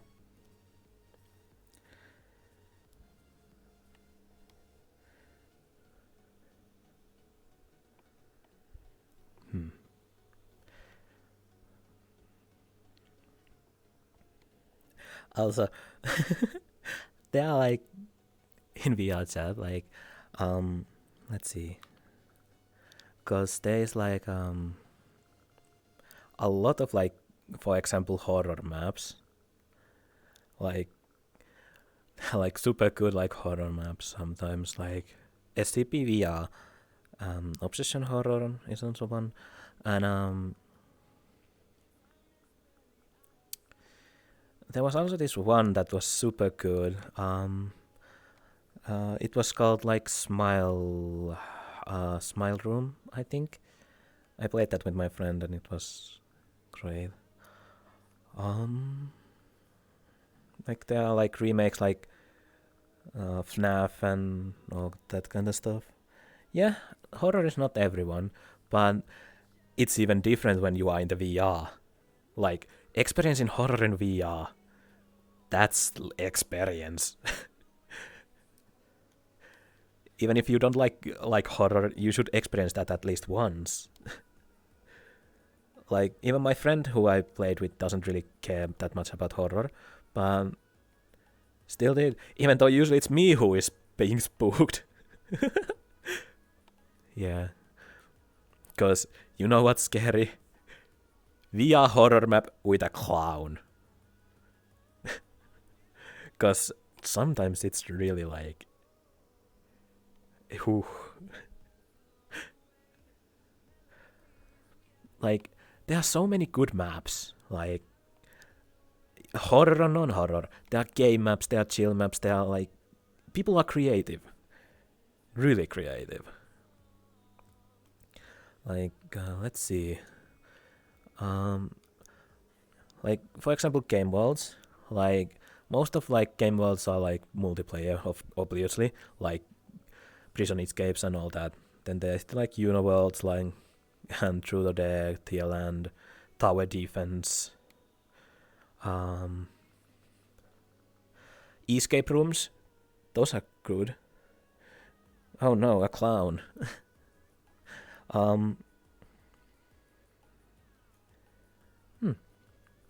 Like there are so many good like game worlds and all that, and like sometimes it's like, what's this? Remember what you did? What's going on? Remastered of my first one. What was your first one? Starlight Horror Hotel. Okay, so that's remaster of that. That's done this year. Yeah.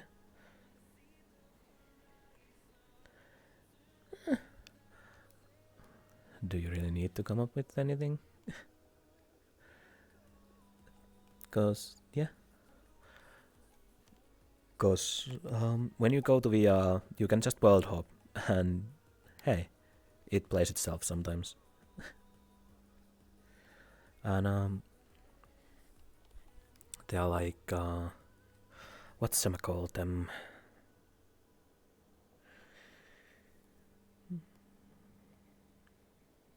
Okay, I see. So, improvisation, thinking what to do. I can see that, because I have that issue sometimes also. Oh, a lot.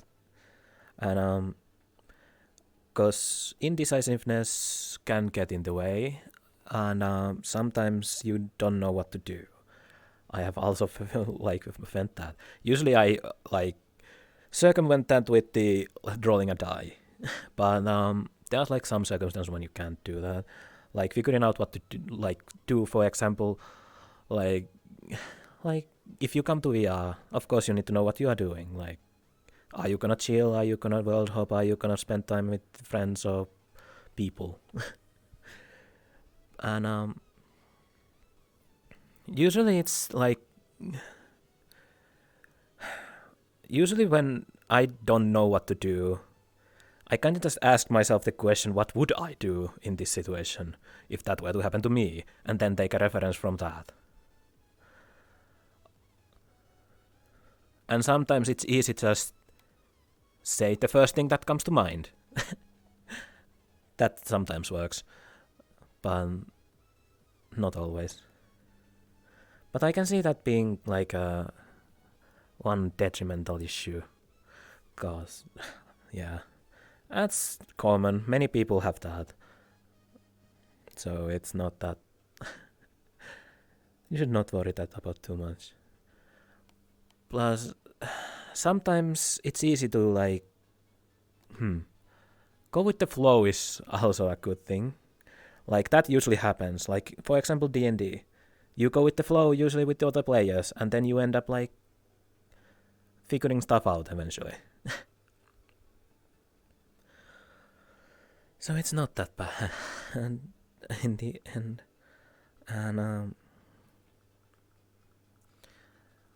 hold on, let me go here.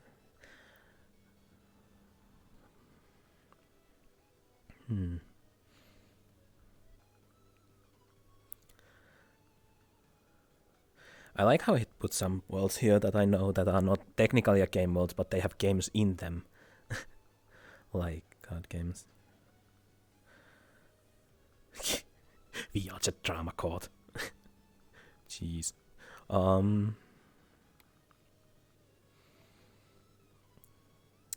They also have the D&D world. Yup. Shrek Tycoon. Uh-huh.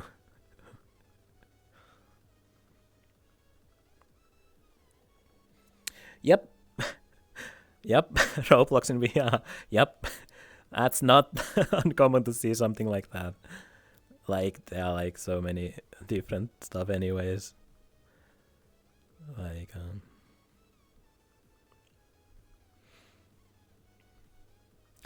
they had Chuck E. Cheese and they have GTA.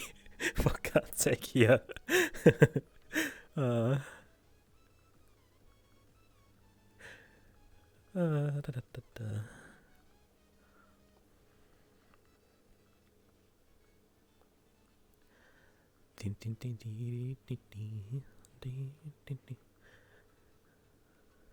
Squid Game. There are like so much stuff.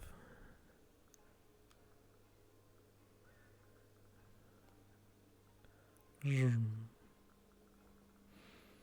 see. Is there anything like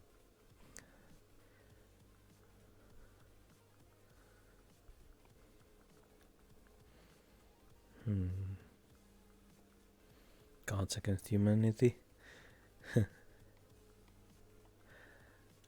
Well, yeah, so many worlds. So many worlds. So much stuff to see and do. If you world hopping is one of the good things. But yeah.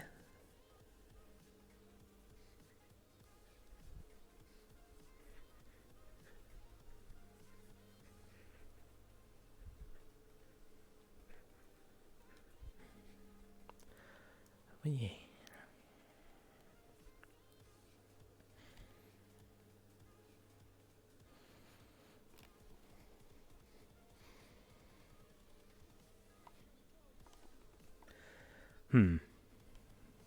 I wonder.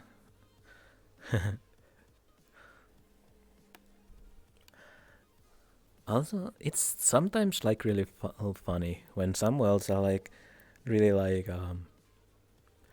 good. I like this world is like my favorite because of the rain.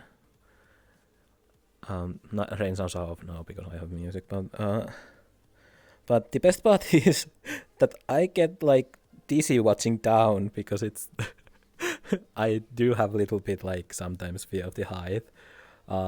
It makes me like little bit like there's like few cases when that actually happens. It doesn't happen often, but snow is great. Yeah, there is like this cabin map that is in the snow, I mean, I guess I can go there. Like, where is it? Cozy cabin.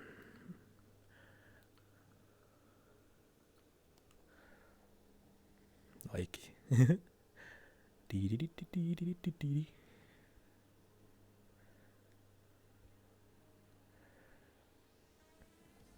I mean, yeah, I guess even less because like climate changes these days.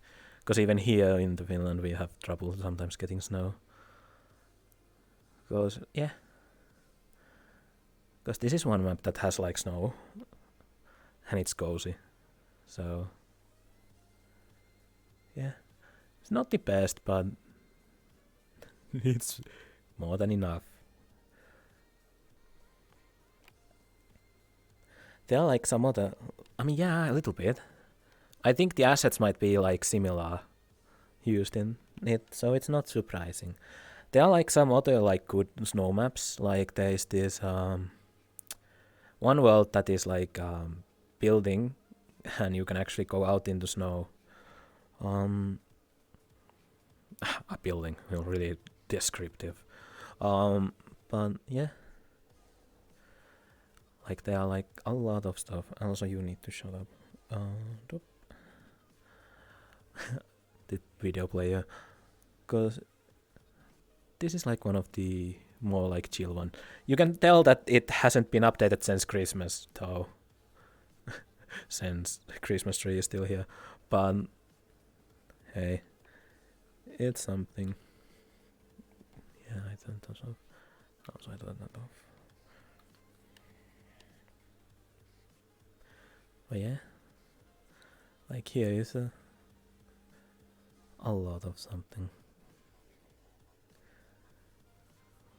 I mean, I guess I could try to find the one place. Because I know it's a thing. Search worlds.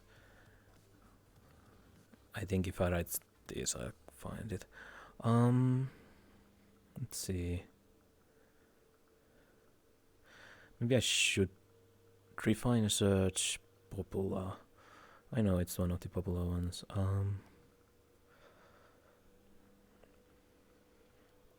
Like there are a bunch of like snow maps, so it's not like that. Then like I just need to remember which one of the worlds it was.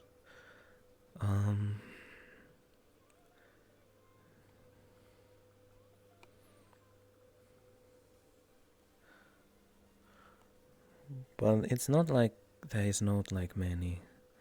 Maybe it was that one actually. Was it this one?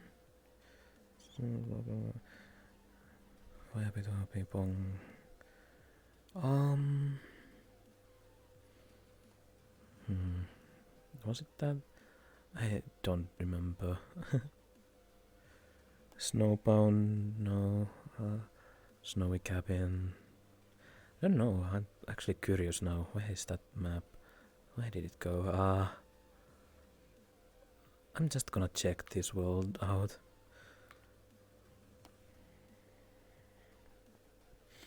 But yeah. Oh boy. 86, not too bad.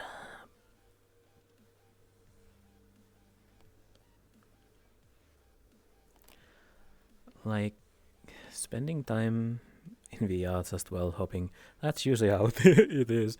You try to find like worlds to fit your suits. Let's see. Video player off. Should be more than enough. Let's just keep it like this, I guess. I mean, it's not that bad, I guess. It's like, it's not too bad. Even though my attire is not. Can I go down here? I can, probably. Hop. Nope, I died. That's not. Yeah, it is. And because of the, like, possibility of so many different maps, it's so great. Like, some of the worlds are so cozy. Like, even this world, like, it has a fire pit. They have pizza.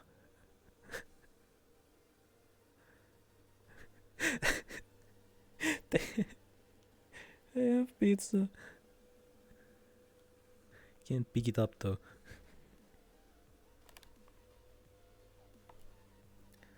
F? What?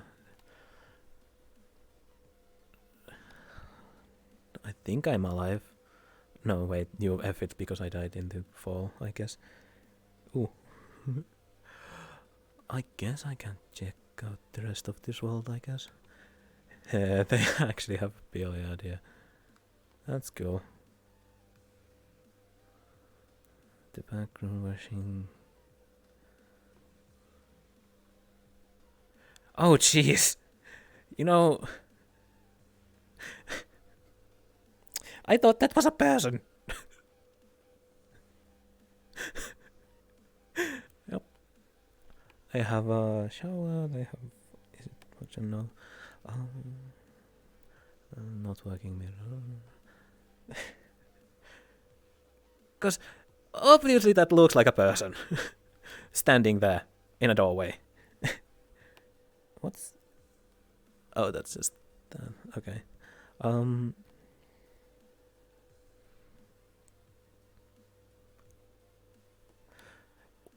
Wait. Why is there just toilets on the paintings? Wait. Is it every painting like that? Yeah, every painting has a toilet. It's like... What is this? It's just toilet paintings everywhere. Jeez. Probably. At this point, I would not be surprised. What's up here? Seems to be like...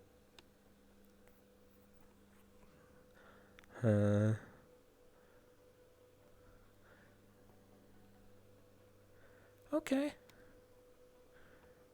Oh, they actually have like a video player. Cool.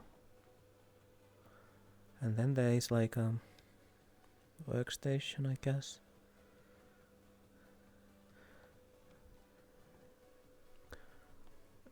What's here? Can I go there? No? It's just an empty room, okay. I'm getting curious over worlds now. Whoever built this has a really unique taste, I guess. Oh, here's another room. Oh, they have outside. They have an outside.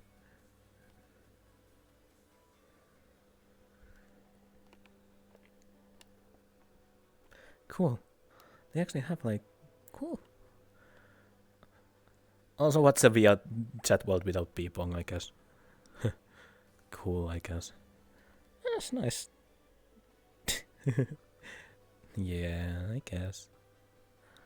Let's see. Search world. No. Let's see. Refine search. Popular. Let's see what else we can find in this little Shenzhen of ours.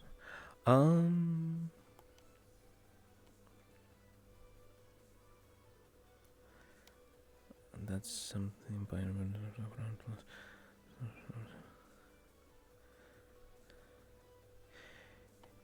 You know, I like when it's labeled snowy cabin and the picture has literally no snow.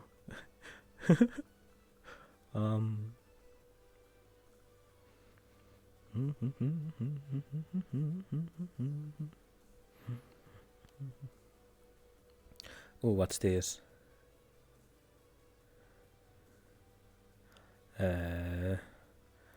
160, not too bad. Let's check that. I ended up world hopping. Well, it's something, I guess.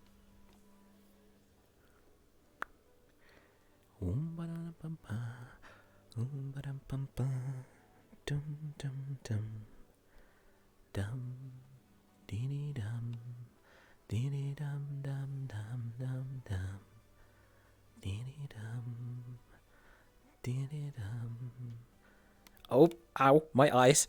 Why is this so... What? Wait. Why are you so bright?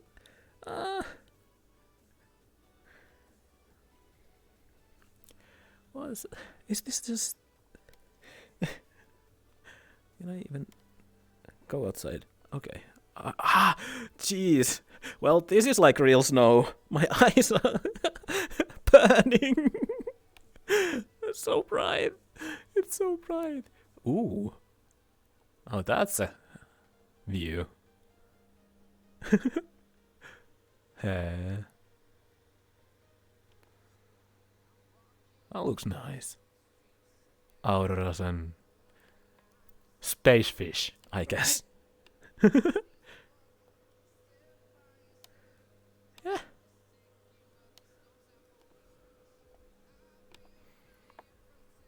Yeah. There's like whales and fish in the sky. Yep, this snow. This is how snow should be. Eye-breaking.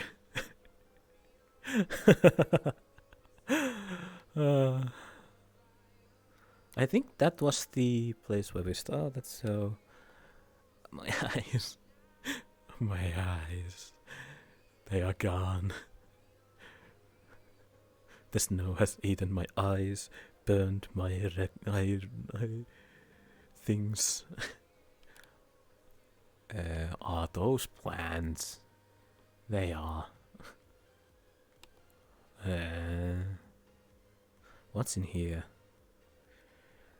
Yep. Jeez. Does this go anywhere? No, it just... Yep. Good place that I need to go away.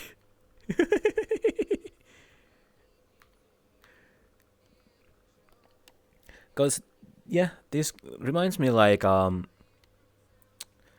time that I walked like through the city when like there was snow, and oh boy, I had to put sunglasses on because the snow was just so reflective on the sun. So yeah, let's find somewhere a little bit more. I mean, there is this place, I guess. I remember making a scene here once.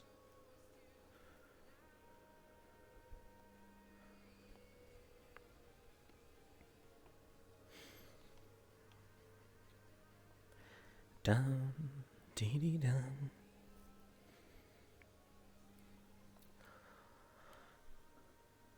Observatory. Cause yeah, this is one of the maps. Was there settings somewhere? There was. I'm gonna put the plume out and put it a little bit darker. There. Now it doesn't break my eyes.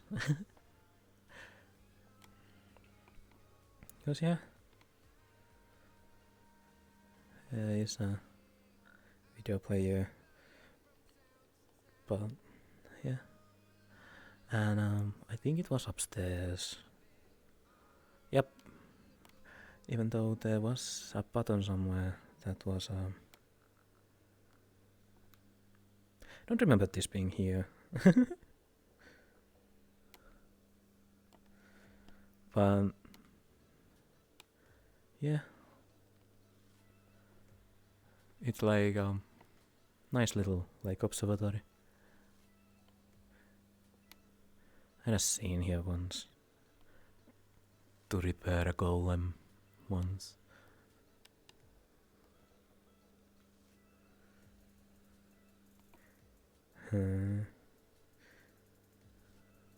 Others? No, they are not the push type. Heh. Yep, it's almost 1 AM.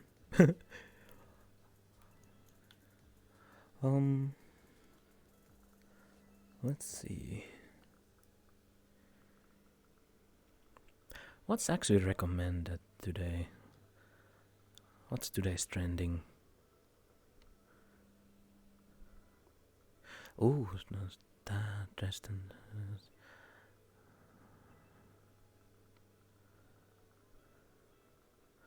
Full body Juno, Scandinavia.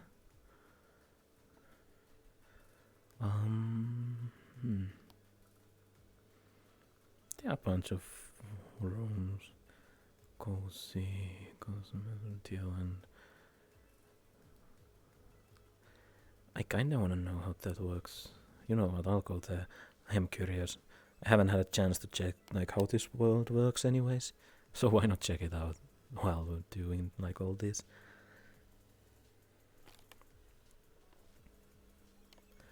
Well, hey. It is something.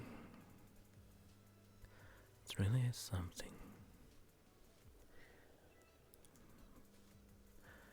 The brightness, oh no. It's really a bright world. It's really bright. Is there like options somewhere? No, I don't think there are. Oh boy. Can I just do it this way then? Screen brightness. Let me lower it to 50%. Much better. So, how does this world work?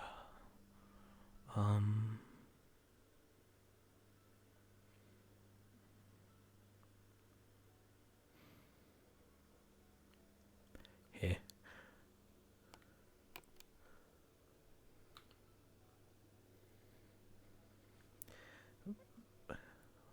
Banana? I mean, guess. Vegan butter? I haven't tasted this, so I'll just put it down here. F can be my, I don't know. Pistachio, that's actually good. I put it on the B.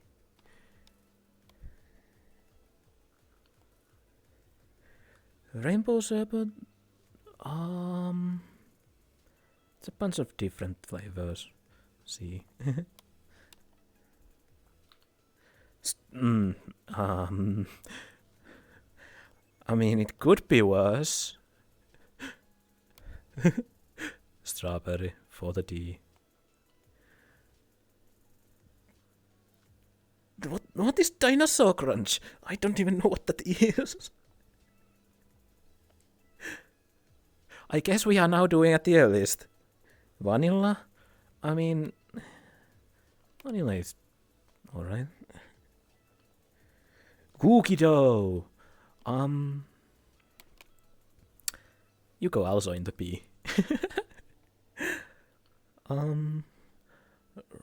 Rocky Road doesn't tell me anything. These flavors don't tell me anything. Neopop, I think that I need to do those some plays. Coffee, you. I don't like coffee. Not even in the ice cream. It goes to F. Ooh, mint chocolate chip. S tier. That's an S tier one for certain. Double chocolate? A. Chocolate? Well, we know where this goes. Ooh, what the fuck?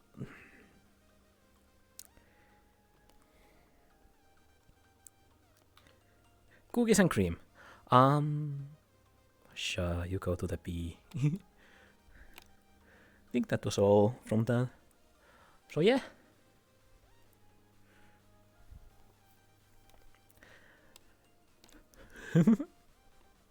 My dear list. It looks so great.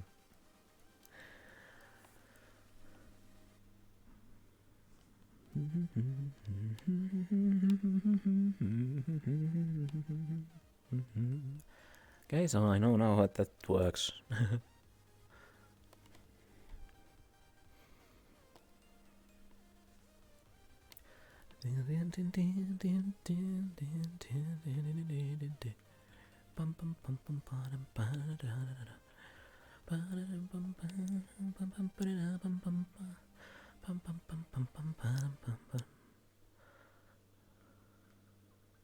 Yeah.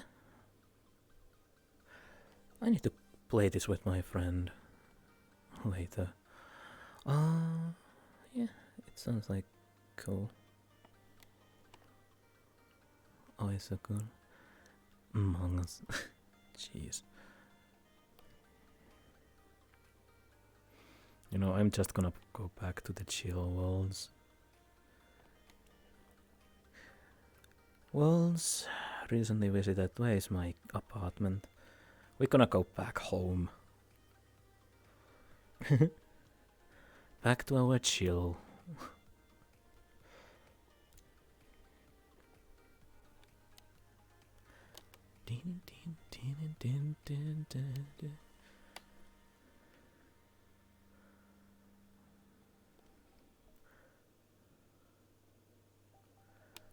I also need to disable chess, colliders, and fire. Also, I can probably turn my brightness back up again. There.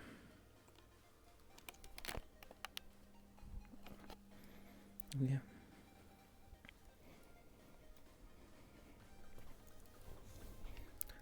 Jeeps.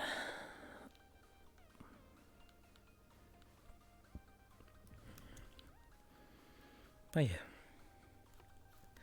A little bit of world visiting. But yeah.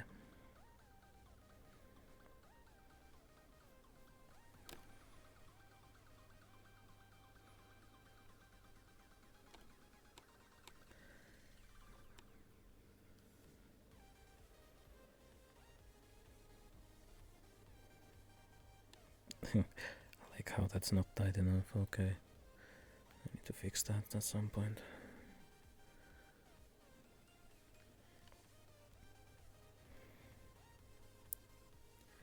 Yep.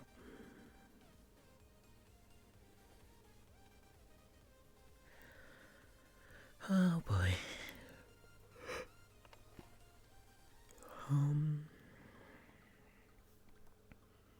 Let's see what's happening with the people.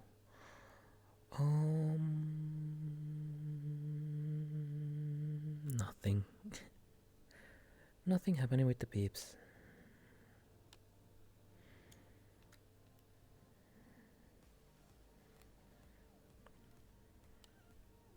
But yeah.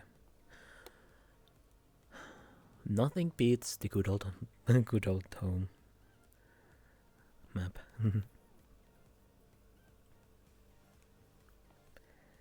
It still is something. Okay, we still working, yeah.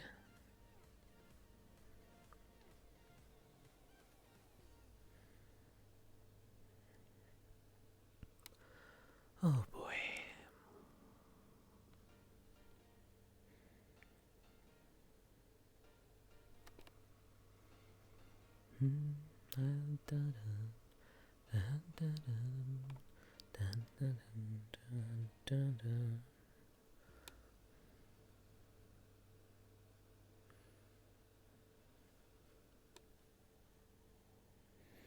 Yep. I really need to buy that. But, oh well. Oh boy. We're back chilling now.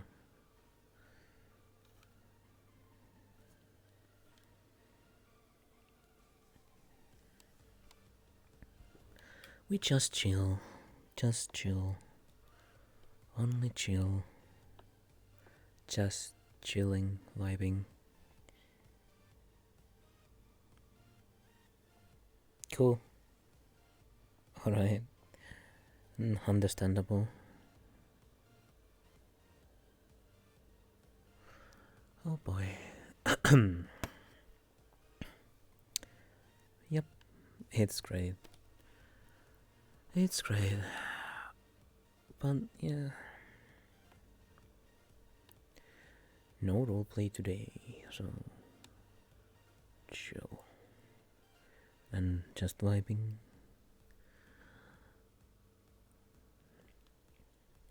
Because I did like find some non-copyright music, so should be fine. It should be not loud, so that's something. And who knows what is there to be. But yeah. Let's see.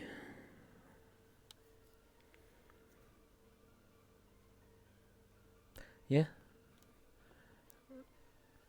Whenever my friend comes online, I know exactly what we are doing today.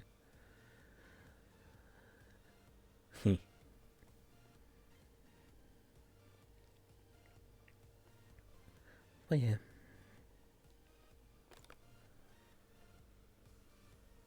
We'll see. But no, it's just vibing again. Just chill and vibe. I think I can lay on my couch. I think. Oh, yeah, this works. Somehow. But yeah, it's just back to vibing. Let's see.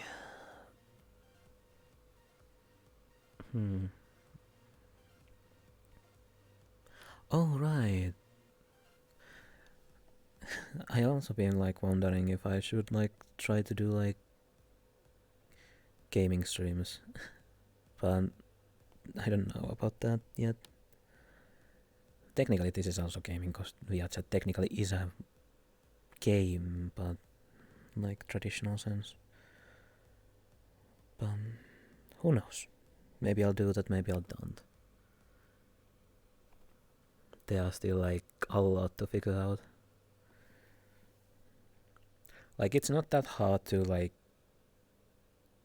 because I already have the model for that, so I could like try that VTubing stuff. It's not that different, I guess, from this. So, or maybe I'll just be the VRChat streamer. Who knows? But yeah, because I know these probably won't make it to the archives. Or should I? I should probably archive this. But who knows? I know that it's not roleplay at least. But yeah, it's just me being me. And just chilling, vibing, being what I can be.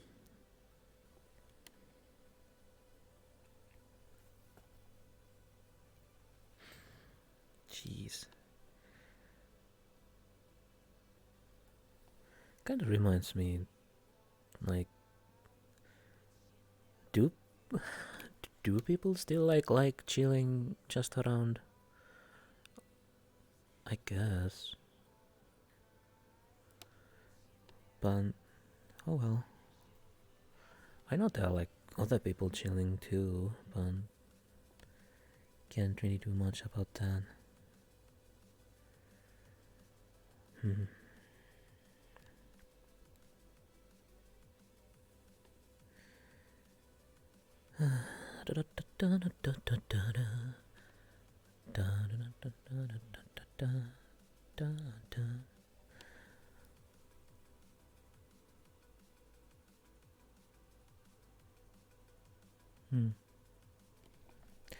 Sometimes it's really interesting. Sometimes it's not. Like, there's still a lot to figure out and all that.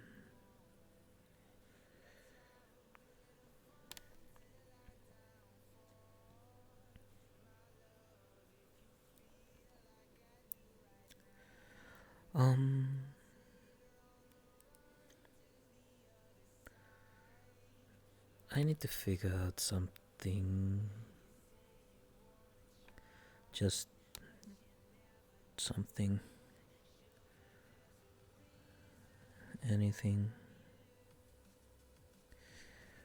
Oh, no, I need to quickly check something.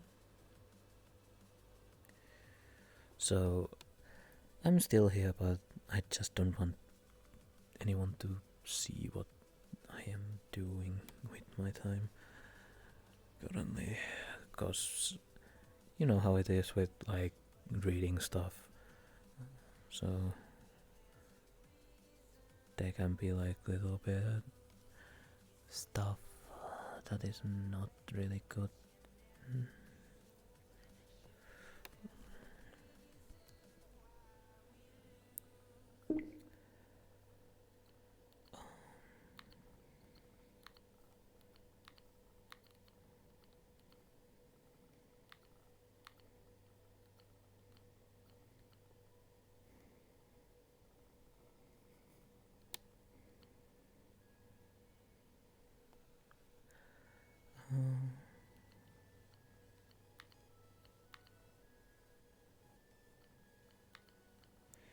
Just a little bit, I need to write something.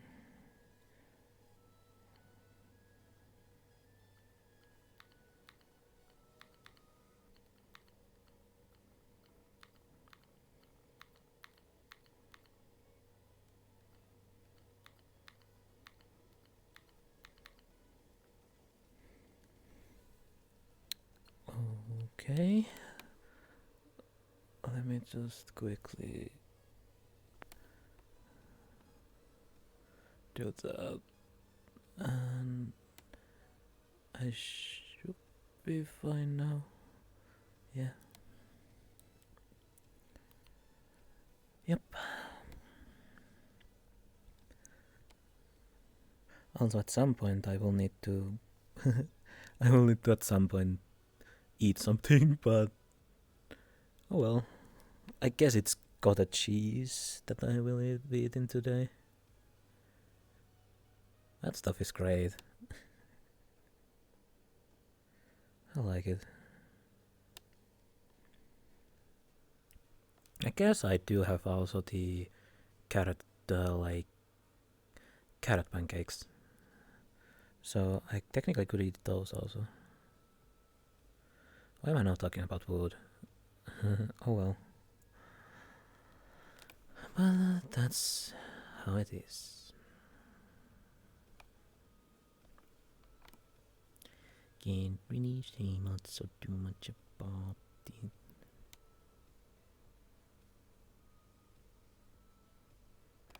Wait, why is that? Oh right, because I forgot to do that. Of course it would be screwed up.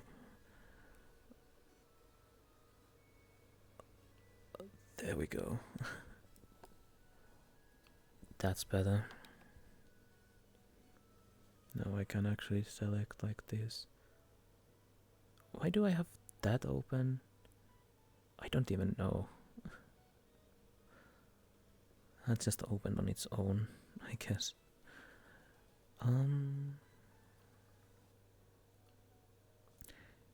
Yeah, I kinda don't think that there is like much to like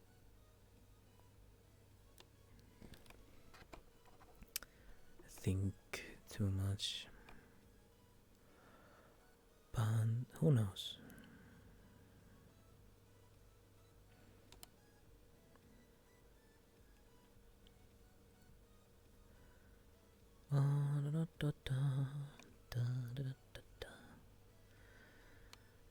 Chilling, waiting, chilling and waiting. I'm waiting, I'm chilling. I'm chilling and waiting. I don't know. I'm just looping at this point. But it's something. Just chilling. God damn it. Cottage cheese. Do I have anything else in there? cottage cheese. I think I have, but I don't remember.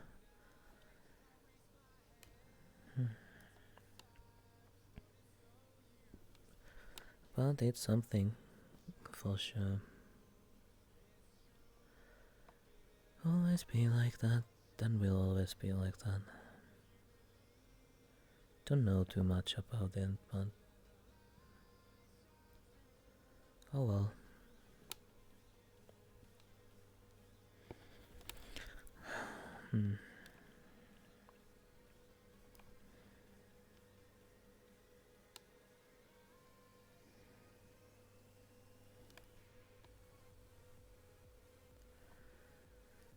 At some point, I will do things.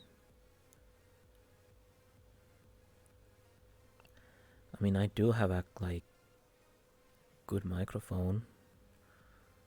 Like it's a Blue Yeti, so technically I could understand. I just need to figure out how to do that. Because otherwise it will take my computer sounds. It's really sensitive. Messing with audio is never a good thing anyways. So yeah.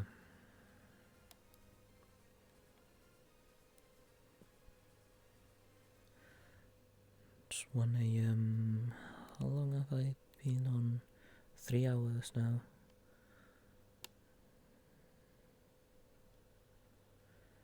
So that's something.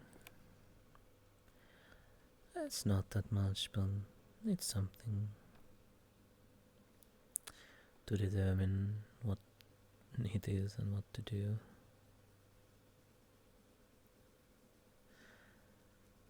At some point I will need to figure out something, but that's okay. Things will be like they are.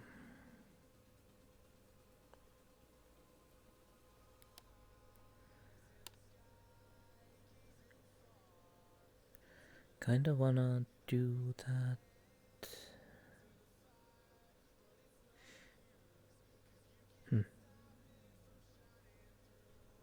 Well, I'll see about that later on.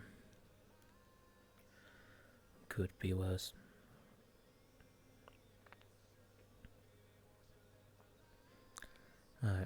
Okay, Mrs. Smiley, okay.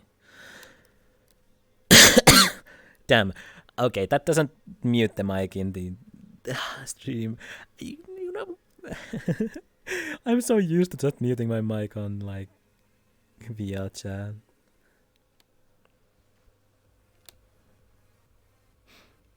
But yeah. Dum, dum. Hey. Wait, okay, that's that way, that's that way, that's Ah, I see.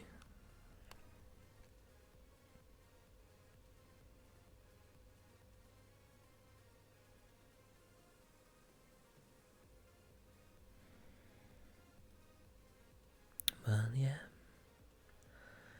It at least has been a journey for us to roleplay over the past 2 years. Why is there border on that? No border. A lot has happened during the past years. Roleplay after roleplay, sentence after sentence. I mean, what? This is how I sit on my couch. I do sit like this when I'm just laying on my couch. I mean, it's not. I think it's a good pose. Plus, there are limits how I can sit anyways with full body. So I'm just used to being like this. So this has basically become my default sitting position. So, yeah.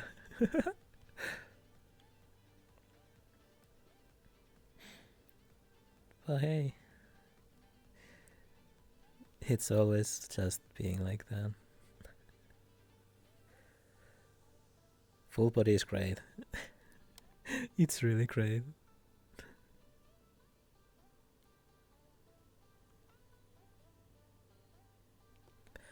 I mean, yeah, I guess.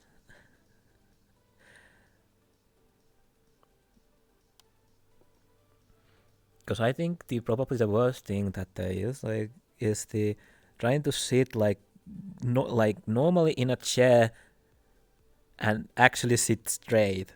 That will tire you really quick if you are not used to it. I know that that is the case with me. It's like something so interesting.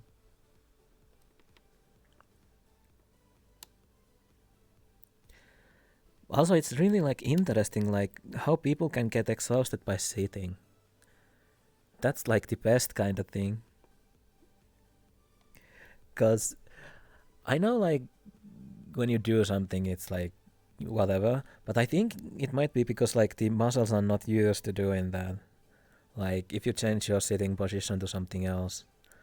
Like for example, if you sleep on your back, you can't sleep on your stomach. And if you sleep on your side, you can't really sleep on your other side. I think it's more like getting used to things. Muscles be great though sometimes. Like good example from good example is like that I can see that being a case. But muscle memory is great. Sometimes when you like play a game and then play it like 10 years later, still remember how it works. It's great.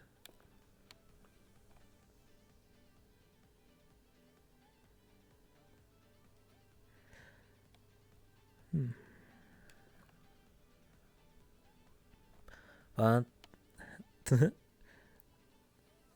yeah, laying, sitting, it's just the poses where sometimes it's what it is. Yep. Your mind doesn't, but your hands do. Like good example is like game controllers. Like you have like Xbox controller, you have PlayStation controller, you have Nintendo controllers. All those have the different layout. And if you start thinking of what to press, you never remember. But when you start playing and don't think, somehow your fingers do remember. But there are also cases like press X to continue. It's like, do I press this spot, or this spot?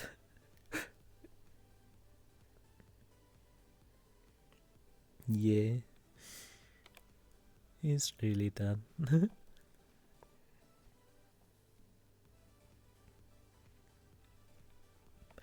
Understanding how muscle memory works, no way. Because, yeah, I think it's like interesting thing. Because I know if I start playing like any Dark Souls game, I pretty much remember how the controls work, like by muscle memory at this point. And then there are like some of the games that I have played a lot. Pokemon, for example. But yeah, Dark Souls, Team Fortress, heck, even VRChat, because the index controllers also are controllers. So I still remember which button opens the menu easily, because it just opens. Jump button and the mute button, of course. The only thing that I never get to work is like, playing in Team Fortress is a great thing. When its golden age was like, what, 20 years ago? No, not 20 years ago. 10 years. Wait, how old am I? When 2004, I think it was, or 2008, the golden age. But it was like really great. I remember spending so much money on Australian guns at the time. A little bit too much. Oh boy. That Australian medican with the kill streak was a interesting purchase. Ah, the good old can play with us league. Uh, League is not bad game. It's the player base that's the problem. So it's one of those things. The game itself, great characters, great gameplay, but it's the people that make it worse. I used to play a lot of League. I mean, badly balanced. You know, when your support Leona goes killing spree, yeah, yeah, I can see that. I can see that. Jeez. Because I used to be support main. I mean, that usually ends up because new character they have not been balanced. So yeah, makes sense.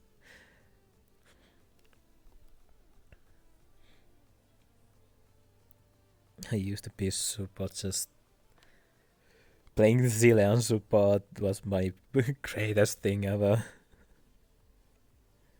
Hey, a new mode. Not Earth or Aram. Is there like now something new?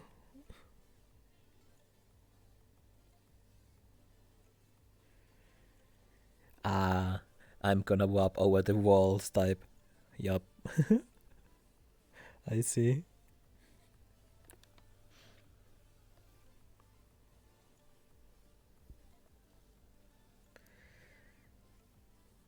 Ah, an arena. Okay. Okay. I can see that.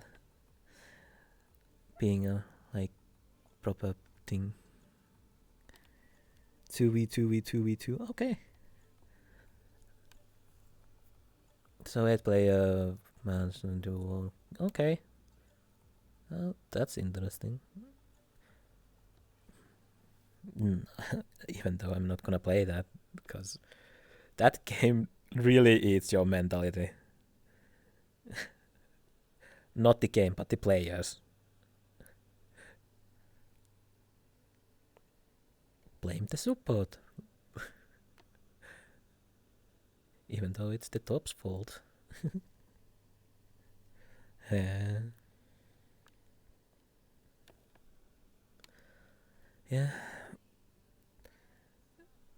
It used to be so good. Like jungle diff. Yeah. If I had to go to jungle, I just played Kane, cause that's the only character that actually still like worked. I mean, I used to. What was the other character that I played? Um, what was his name? Um,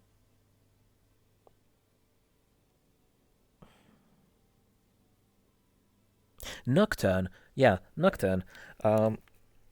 Nocturne Kane were basically my jungle characters. In top, I used to play Yorick. Middle, I used to play Malzahar or Ziggs. ADC, Tristana and Misfortune.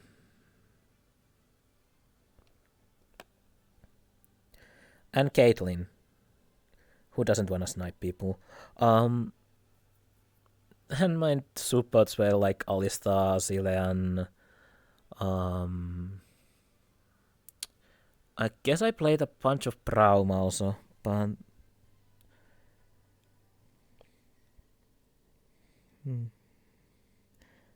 huh. Jin. I tried playing Jin at some point. It just didn't go as planned. Cause oh god, sorry about that. But I didn't really like Jin. I mean, I know he's strong. He used to be strong. But it's like I can't really like do the playstyle, cause the reload is not for me, and the ult usually requires you to actually position yourself well.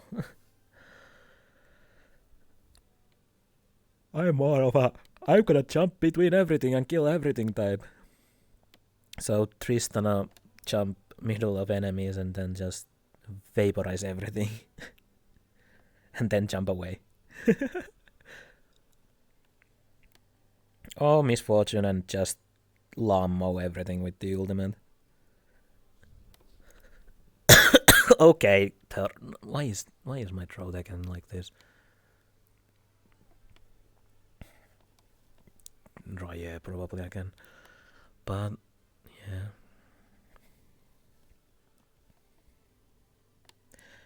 Oh. Yeah. But yeah, I can see that being the case. But yeah. ADC, I guess I played Draven also a bunch.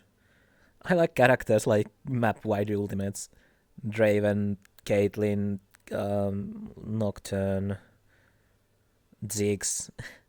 It's just so fun. And Malzahar's ultimate is one of the best team like ults that I know.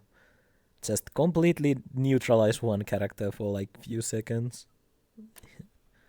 I don't know why I'm rambling about League now.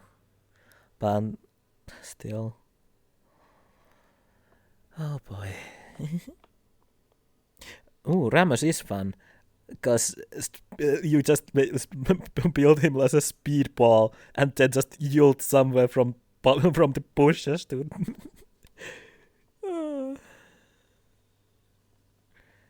That's great. If I don't have like anything like to play. Also, give me a second. I see something.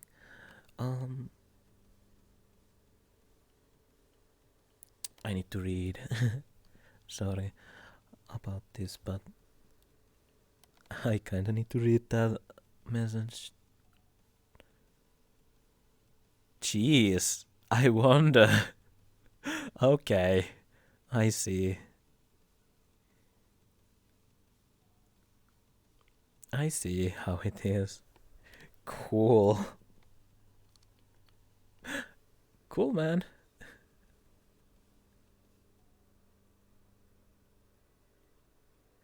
But yeah. I mean, it's fine. I will probably stop soon, anyways. So, yeah. Playing League is a pain. Good memories at some point, but also bad memories. Yeah, I'll probably like end up soon, but yeah, it's like I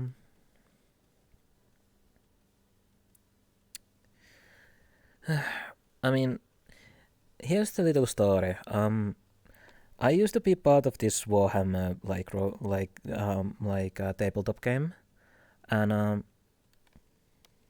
mm. I used to be like part of the tabletop game like Warhammer oriented, and the DM on that basically kept me hostage over the game of League by saying that if I don't do X, I am not allowed to like join the camp, join the game for a couple weeks, and that was, not fun. Yeah, but that really wasn't fun.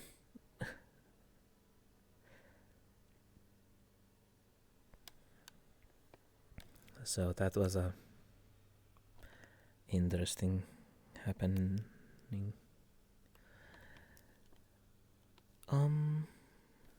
But yeah, there are like good moments that I remember from like League that are good. Like when you are the unsurprisingly like the hero of the game, so to say. Because sometimes it's so fun when people are so like obsessed just trying to get through, and then you just go around them to their base and finish the base. And the best part is that most of the times people click the map and they just run past you. They never see you, even if you are whacking with a super Alistar the Nexus down one punch at a time.